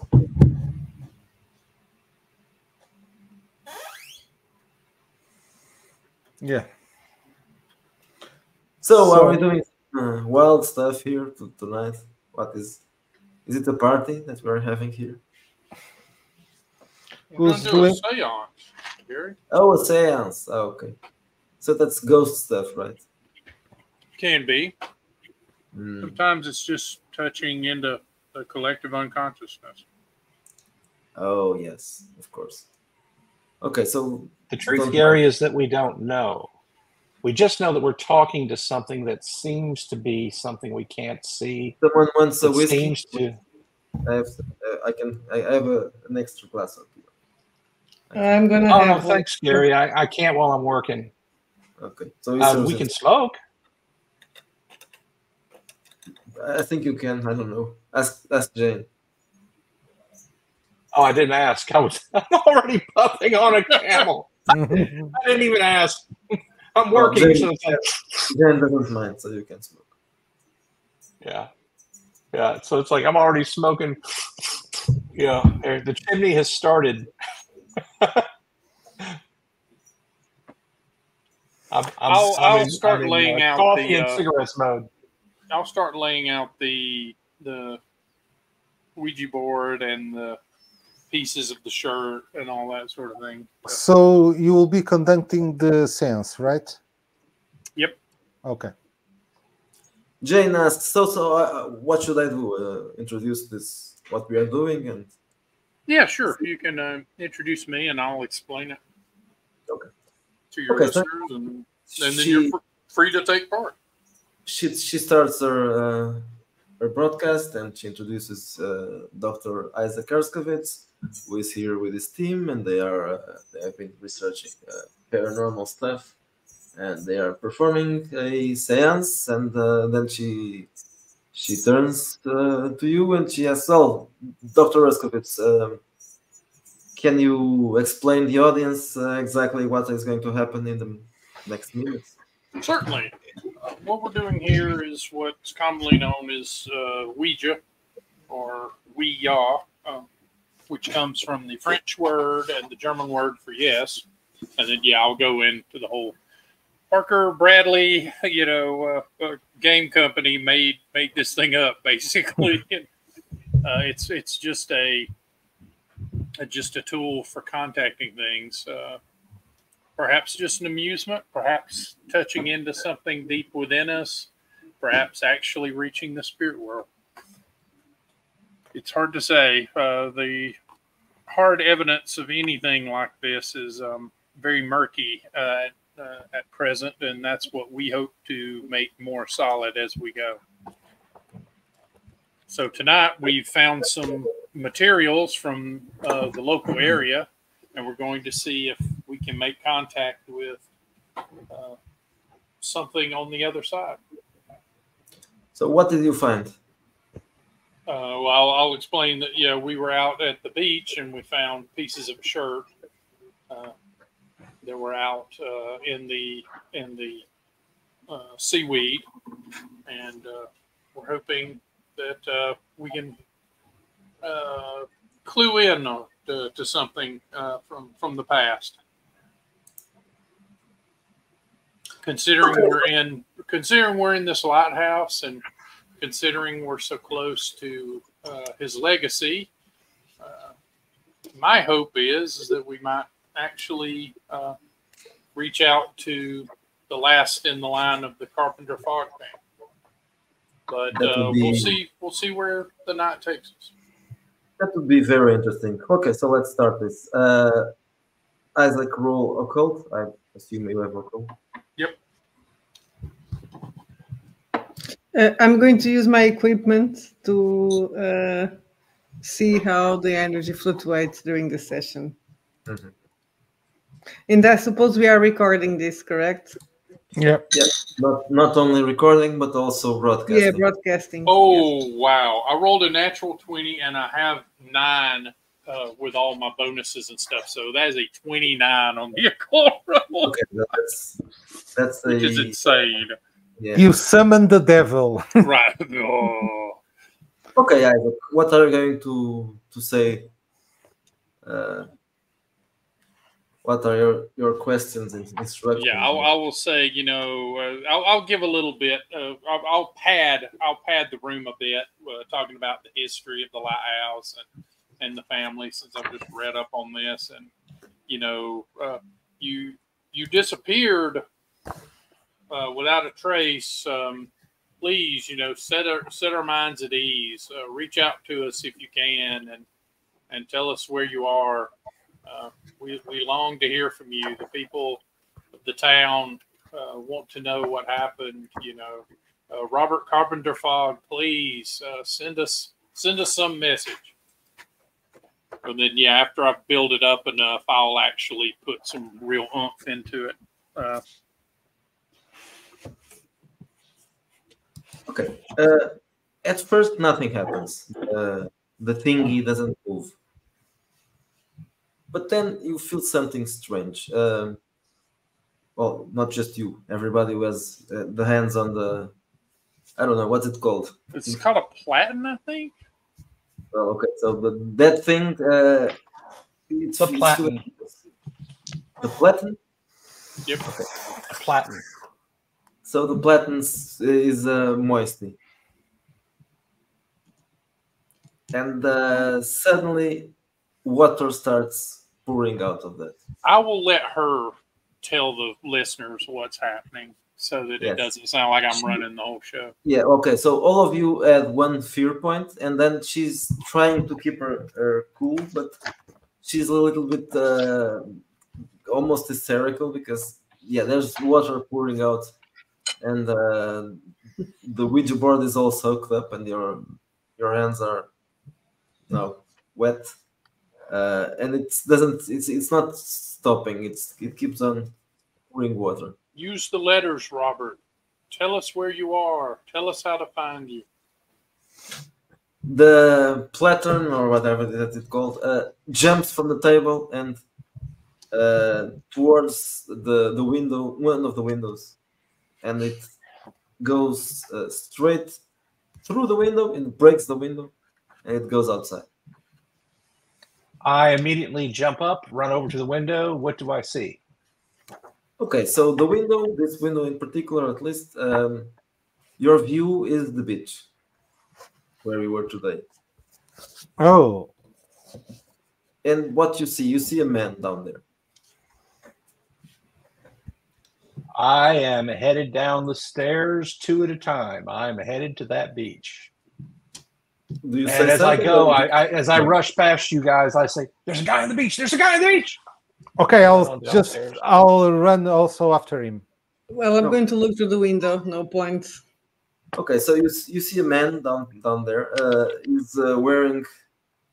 He's wearing something strange because he's wearing black trousers, like in a suit, and he has a white shirt, but one of the He's missing the sleeve.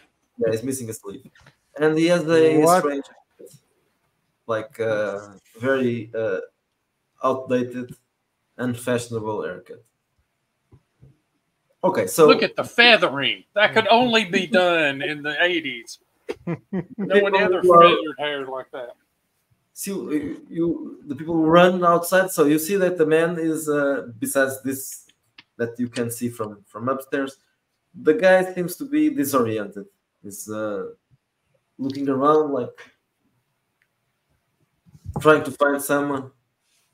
Obviously confused. Oh, crap. What if this is the living dude? Oh, After all these years, yeah. Oh, we're Ben, going to be so That would famous. actually be kind of awesome. We're going to And be so I'm sitting there, famous. I'm shouting at him, going, "Hey, hey, over here, hey!" And I'm waving my arms. I'm What looking is- at. I'll say it, Isaac. Did you stay or did you went down? I'm staying here unless. So I'm looking he at has him. Wow. Do you think it? Yeah. This is going to be amazing. When you say when you call his attention, he looks at you, Ben, and he waves at you as well. okay. Hey there! And Yeah. I run up to him and say, "Hey, who are you?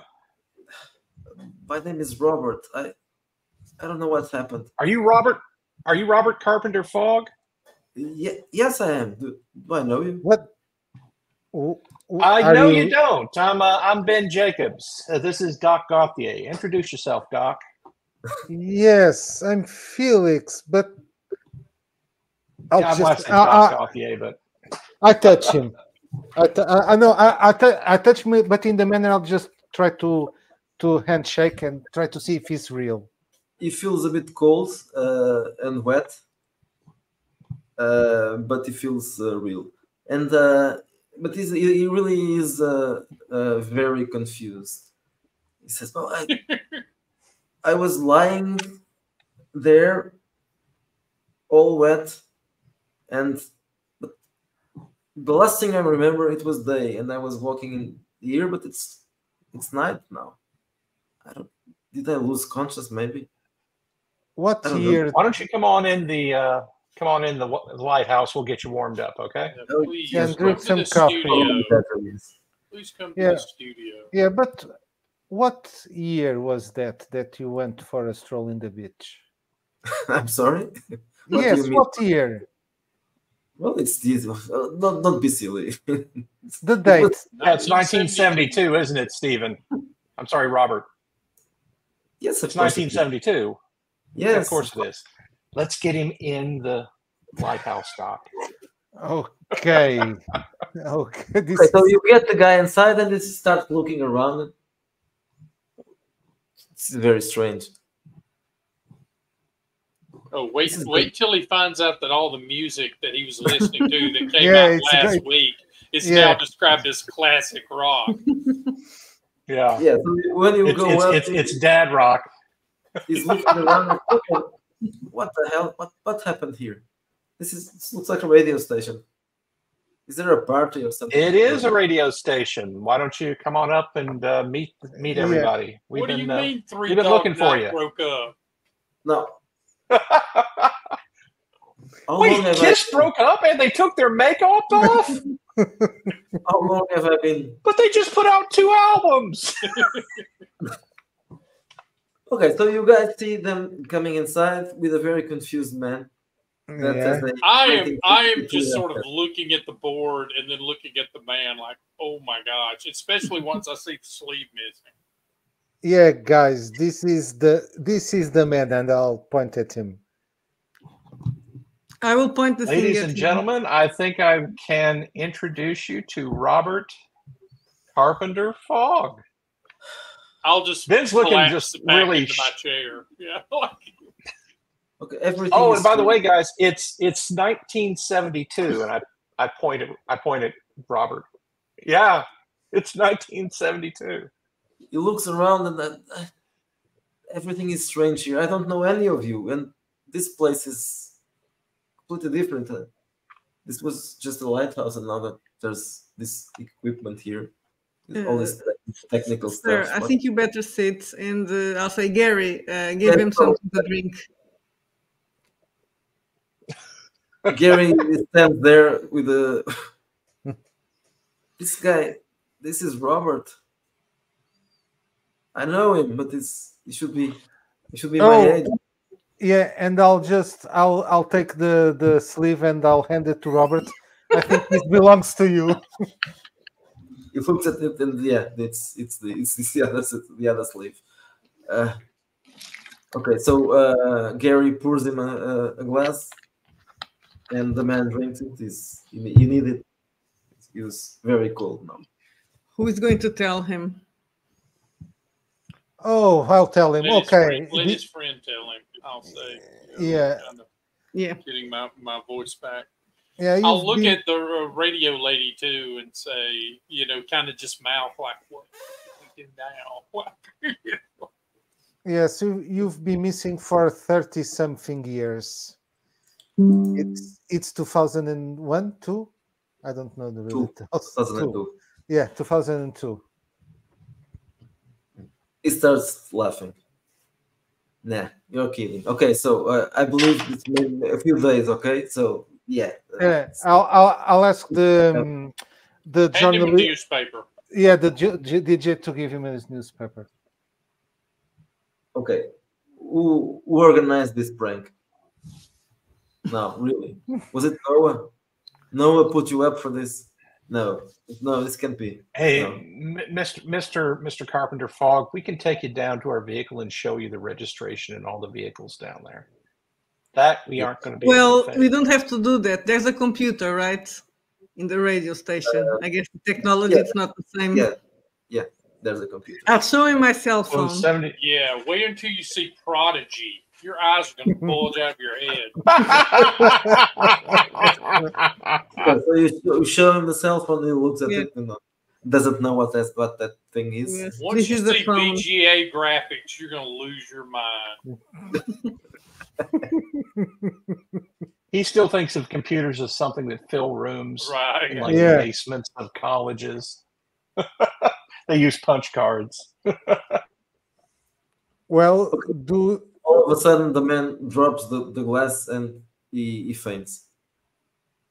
Oh shit! I hope he didn't die again. Well, check him out, Dr. Summers. It would be cool. He came back. Well, I'm not exactly a doctor, but I guess I have medicine. And then we shocked him to death. Yeah. Okay. 11, 12.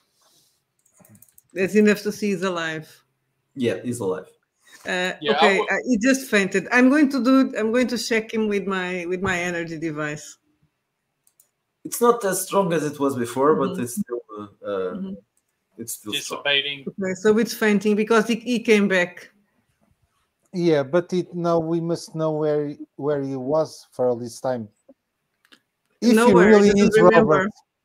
Well, you need to think about time. So for him, maybe just half an hour passed away. He fell asleep in the beach, and now he woke up and he was there again. Oh, are you going to tell me something like the physicist about time relativity and black holes and all that exactly. shit? Wormholes, Einstein-Rosen bridges. He just got in the same type of door that Isaac stepped through, but instead of moving him through space, he actually moved him through time. Yeah, a door in the water. Right. If anyone listening at home has medical training, please feel free to come to the Lighthouse. Your services might be required. And then Jen says, I think I'm going to play music now. Yeah, put some. This is the this track biggest is going news out event to, of the early. This track is going out to the Carpenter Fogg family. It's "The Bitch Is Back" by Elton John. I mean, we're talking about literally the biggest news event of the earliest Yes. 21st century. Yeah. Yeah. The Yeah, man I'm sort of have in nothing on shell this. shocked. Yeah, I'm sort of shell shocked that this occurred. You know, I Nobel figured we'd get Prize. I figured we'd get a garbled message, and now I'm like, Yeah. it's only going to later hit me that I've lost the platinum on the school's Ouija board. I don't have to, you know. You know, if we brought a guy 30 years through time, I think that, I think we get replacing the expensive. platinum. Yeah, exactly. Yeah. Well- I can imagine there are people who are getting ready to write 7-figure checks to the Tank Center if we can just do it on purpose Yeah. for them. You know? Should we try? Should we try to do the same with the missing mountaineers? I mean, Well, we'd have to get Presumably. like a sleeve or something. bringing people back from the dead. Well, first we need to prove that he's actually Yes, Robert. Robert. Okay, so Nobel in Prize, the meantime, gentlemen. he opens his eyes and looks around. What year it is now? 2002. Oh, is that? Hey, Robert, do you have your wallet and all that on you? He takes his wallet out. Yeah, it's here. And it isn't wet. No, it's wet. Yeah, it's wet. It's still well. No, it's been here for a while, so it's starting to dry up, but it's still wet. And it takes the stuff out, and it's there's a driving got a like his driver's license Washington driver's license. Yeah. and some other stuff, some credit cards, and that everything. I don't know if the credit cards are very different, but Probably diner card, maybe. Yeah. And 72. Or an Amex? Maybe, yeah. Now, they wouldn't have had Visa, but they would have had MasterCharge. Yeah. So, Blockbuster. No. yeah, probably not. I don't know. no Blockbuster card. No. Okay. Right. No fancy weirdness on the license. In fact, it's probably laminated. He probably didn't has worry a about social having- security card. It is He does. driver's. Yeah. So, A separate social card. yeah, Security card? Yeah. people used to carry their social security cards with them because you need them to cash checks. And now you wouldn't give your social security card to your dearest friend, right? Well, I mean, We Back someone then, you could also recently laminate gave your all of social our security social card. security cards to everyone. Yeah. we could take him to his house to see if the security guard knows him. Well, there's No, no. Gary already confirmed that, there's no that it's there's him. no. but- furniture Oh, it's him. So yeah, Yeah. I mean, it's easy enough to find pictures of the guy. let's put him up at the end tonight. dental records. Yeah. That's true. He's By gonna have 2002, they 1970s could do dentistry. by 2002, they can do a DNA check. But Right. who's going to So- check it with? Well, may sound a little grim, but I mean, they literally could get samples from, deceased relatives. But anyway, Yeah, but it's probably going to be a bit degraded because the person has been, so it's not that accurate. yeah. I would say that if he looks like Robert in the picture, We can do it, but it's probably not. We can still do it, but we need to. There can be the samples can be a bit degraded. Well, fingerprints. They already existed in And dental records, 1972. but that Yeah. means he would have to have a record, right, to have a fingerprint. No, I don't know if how it is yeah. there in the States, because here Yeah. in Portugal we had our at least our fingertip. Yeah, but in- they in don't the have identity ID. cards in the US. Yeah, in the U.S., you would have footprints on your on your birth certificate. That's true on your maybe. birth Yeah. certificate. Yeah. Yeah, you're right. Birth certificates would have the baby footprints. And as hilarious as that sounds, that was an attempt to prevent people from assuming the identities of stillborn children, which used to be a big problem. That's how people created fake IDs. you never had any kind of fingerprint in your ID? Oh no, not typically. not until very recently. Yeah. Now, recently they're doing things like putting a fingerprint on it or using holograms or whatever. But no, historically we've never had citizenship IDs, which is why we have certain problems we have right now. But that's a different that's a different problem. Yeah. Here in Portugal, since when? Since the 50s or 60s that we have our fingertip on our ID card. I don't know about that. I wasn't alive. But Y'all need a if I constitution. remember. No, I don't. I was not alive, but yes. Y'all I need to think, tear up that Magna Carta and get the new hotness. Yeah. There's a vehicle parking outside. Oh, hopefully that's a doctor. Yeah, you see the old man that you saw before. He's getting. Oh, the caretaker. No, not that old man. The old doctor. Oh, from the clinic. Yeah, Dr. Anderson. Hey, Dr. Anderson listens to classic rock. Apparently, yes. Or someone told him that. Oh, that's true. Okay, so Dr. Anderson comes inside and he looks at you both. He doesn't know anyone in here except Gary and kind of Jane. He also knows. One of my co-workers, he was listening to the radio and he alerted me that something had happened during a broadcast. Did you know Robert Carpenter Fog, Doctor? Yeah, well, I know his story, yes. And yeah, I knew him. So, is it that man? And I point. He looks at you with a strange look on his face, and then he looks at the man, and he died in 1972, I think. Did you ever find a body? No, that's. Then how you know he died? We'll assume he had died. I will say under my breath, we looked harder, but I'll hope no one hears it. And then I'll look surprisedly at the microphone and move it away from me. Well, does he look dead to you? This young man here couldn't be Robert Carpenter Fog. Well, and the man that says, "Can you see the man says, oh, but I am Robert Carpenter Fog." Yeah. Can you see the medical needs of this man? Mm-hmm. Sure, of course, yes. He starts doing his doctor thing, and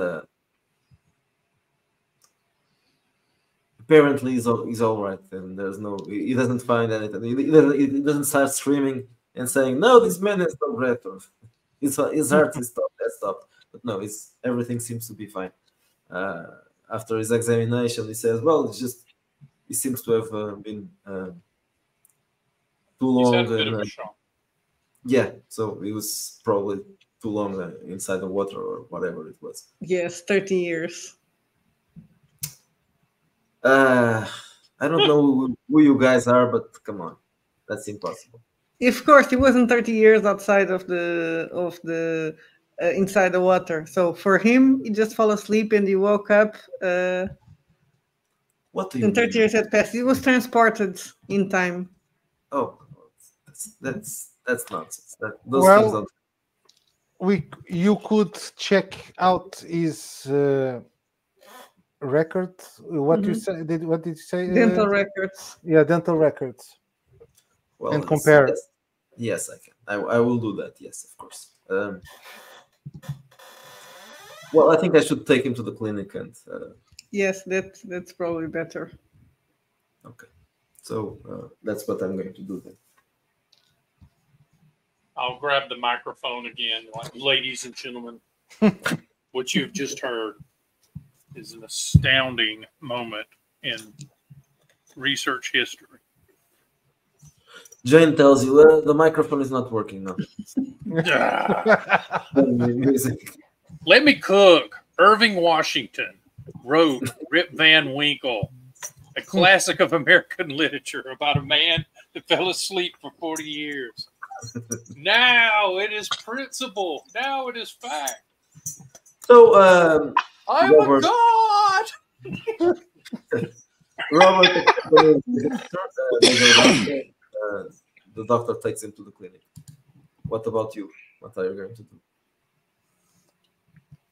Oh, I'm going back to the hotel. I'm just turned out. I'm just tired and I need to rest after all this. Well, I think we should have a drink to celebrate. Yeah, sure. Yes, we Drink should. then rest. Yes, then Bringing sleep. the Yes. death back. Yes. Okay, so you have a drink at the hotel Yeah. bar. Oh no, I'll just say, hey, O'Reilly's Pub. I'm buying people, and I will make sure that she didn't turn the microphone back on because I am a financially strapped god at the moment. So I find myself between divinities. Okay, so you all go down to O'Reilly's. Gary goes with you as well. Of course, His bottle is empty now, so you could have a drink. And since you are buying, O'Reilly's is not really a very popular place during the week. So it's basically one or two more people inside.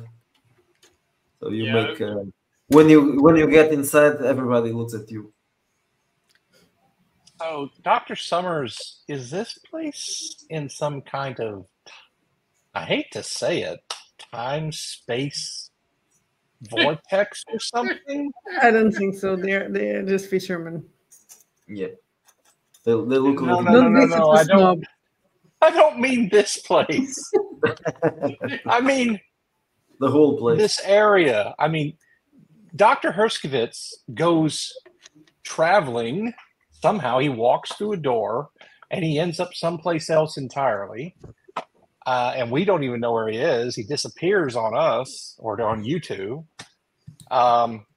Then we got a guy who apparently went swimming for 30 years and thought it was 1972 when he came back. How? How does that happen? it's a Bermuda Triangle sort of thing. Yeah, probably something like that. Despite the fact that the Bermuda Triangle events Bermuda. don't occur actually within the triangle in most cases. Well, we have a hot Phenomenon spot in is the not beach. unknown. Yeah. We have And a hot spot in the woods north of woods, and we don't Yeah. know about the mansion. I think we have to check that tomorrow. And also the mountains. Frost Mountain. Yeah. I'm sorry, Frost Peak. Frost Peak. Probably we should also check that out.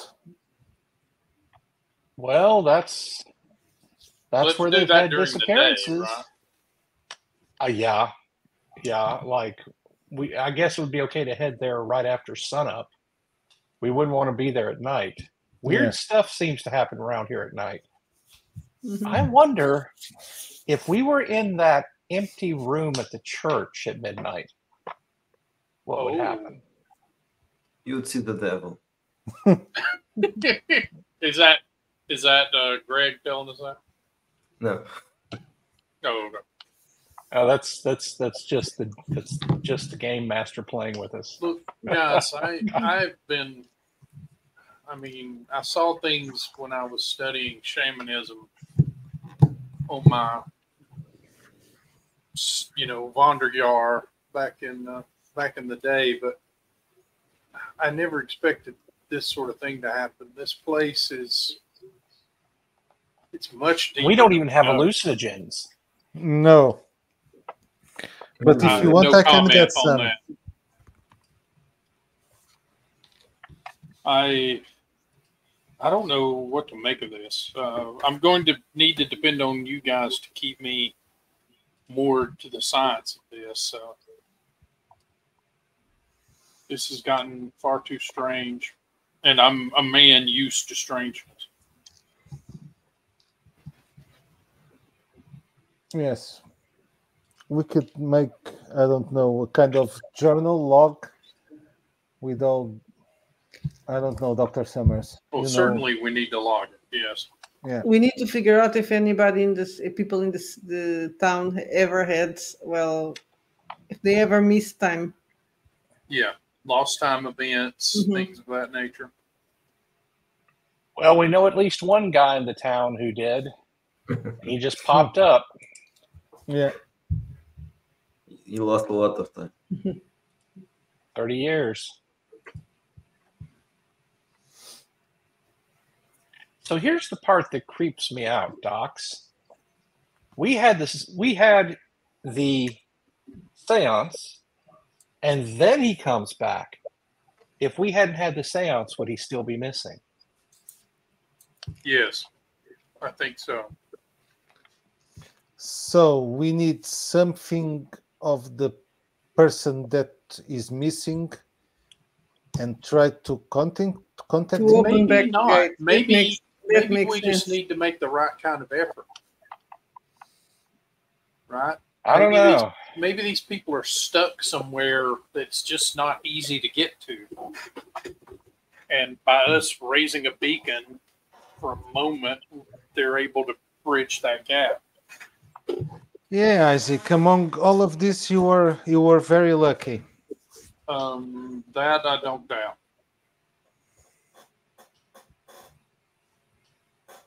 You could have got through that door and just reappear in 2032. Or you could have ended up in the sea. That's what I think. I think that I was supposed to head towards the lighthouse or the sea, and something caught me. I think the house might have been something in the way, right? Like I don't think that's where that door was meant to go to. I think Well, it's hard to know. Yeah, exactly. I don't know. It's almost like maybe he was occupying the spot so you couldn't go there. And I don't so know. instead, I went to a place that's familiar to him. Yeah, I don't know. We're just guessing, Doc. We're just Right. guessing. Well, that's all we can do at the moment. So I hate this. I'm used to being able to research a problem, but there's just nothing. It's like trying to nail jelly to a wall. Yeah.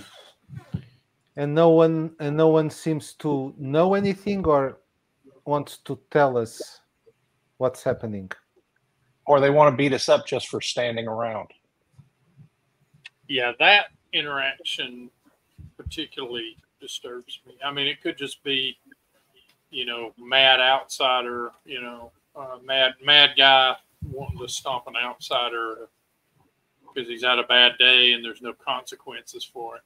But it could be something else. Like if everybody here pretends they don't know things they know, that means that someone here doesn't feel the need to pretend, and it could be that they want to try to run us out of town.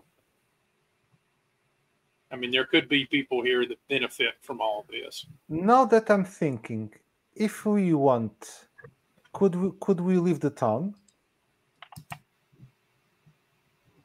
I go to say yes, but then I remember that we've got a lot of finances involved in producing results, and I'm like,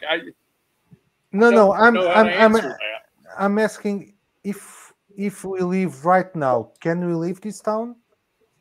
Well, of course. Or are we stuck here? This seems more and more like a kind of a prison of some kind. No, I think we could leave, but there's so many reasons why we should stay. No, So I don't know the answer to your question. The bartender says, "Well, actually, it's probably a good time to close. Maybe if you're thinking of leaving, a good idea." Gary, how are you? Drunk. How are you? Drunk. No, don't worry. I'll take him home. I lost the bartender. So have you ever lost time? Oh yeah, I keep losing it. And you have no idea how many years I've lost here behind this counter. Well, but now I would like to not lose the next 10 minutes because I still have to drop this guy at his house. So please, if you don't mind. All right. Yeah. Okay. I will say this, Dr. Gauthier, if we are kind of stuck in some kind of time loop, couldn't it be someplace you'd want to be stuck? Didn't you watch Groundhog Day, Jacob? Next time go to Vegas or something. I don't know if that work if this works that way. I mean, why can't a time loop happen someplace you'd want to be stuck? Yeah, but this seems to be a time and a spatial loop. I don't know if. Okay. I need to sleep. I mean, the women in Brigadoon supposedly were very beautiful. Yeah, that's true. Of course, we know that women in the Scottish Highlands in the 18th century probably didn't really look like that. Well. Oh, okay. And on top of that, they were probably, as hairy as a rabbit coat. So, I don't even know why I'm talking about that because I'm drinking too much. That's what it is. I'm drinking too. I'm in a bar. The barkeep wants us to go. Yeah. And once the barkeep throws you out of a small town bar, you're basically a drunk. Yeah. I need more cigarette. I'm going to go over to because this is in 2002. You could still get them in machines in the bars. Yeah. I'm going to go over to the cigarette machine. Right now, you get a couple of packs of Camels. There are no cigarette machines anymore in the bars. Not in the U.S. No. Oh, in 2002, because a small child might accidentally buy a pack, open it up, get a lighter, put it in his mouth, and smoke. Yeah. This is one area that Europe really does have on us. You guys can still smoke. Yeah. Here, boy, can they. I mean, here, if you want to light up a joint, you can light up a joint, but don't you dare smoke a cigarette. Really? That's a good question. Can you smoke a joint in a restaurant? Depends as far as I know, yes. It depends of the restaurant. That would really be ironic.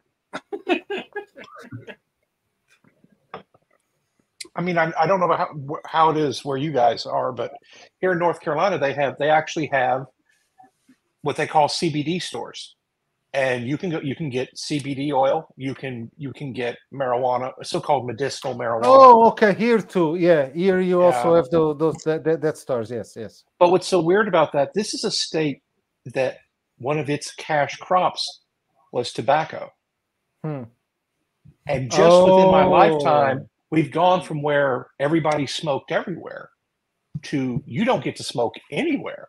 Not even in the street? There's places where they won't let you go outside to smoke on premises. Yeah. You literally would have to go down to the sidewalk. Yeah, but here in the street, the only places you can't smoke, it's around 5 meters of an hospital entrance or school. Yeah, see, that's probably close to the social contract version. Yeah, but the rest you can smoke anywhere. Oh, well, also, now it depends because, for example, some offices inside the building. Some offices will say that you can't smoke in front. Like if you're going on a cigarette break, you cannot smoke in front. They make you go a bit far. Same here. Yeah, it depends. Now that just depends on the property owner. Mm-hmm. Yeah. You can't smoke in bars here. I remember when that change happened. It's like, wait, you can get absolutely, pardon my language, shit-faced wasted, but you can't smoke a cigarette in a bar. Yeah, here you can smoke in closed spaces unless the closed space has a proper area for you to smoke.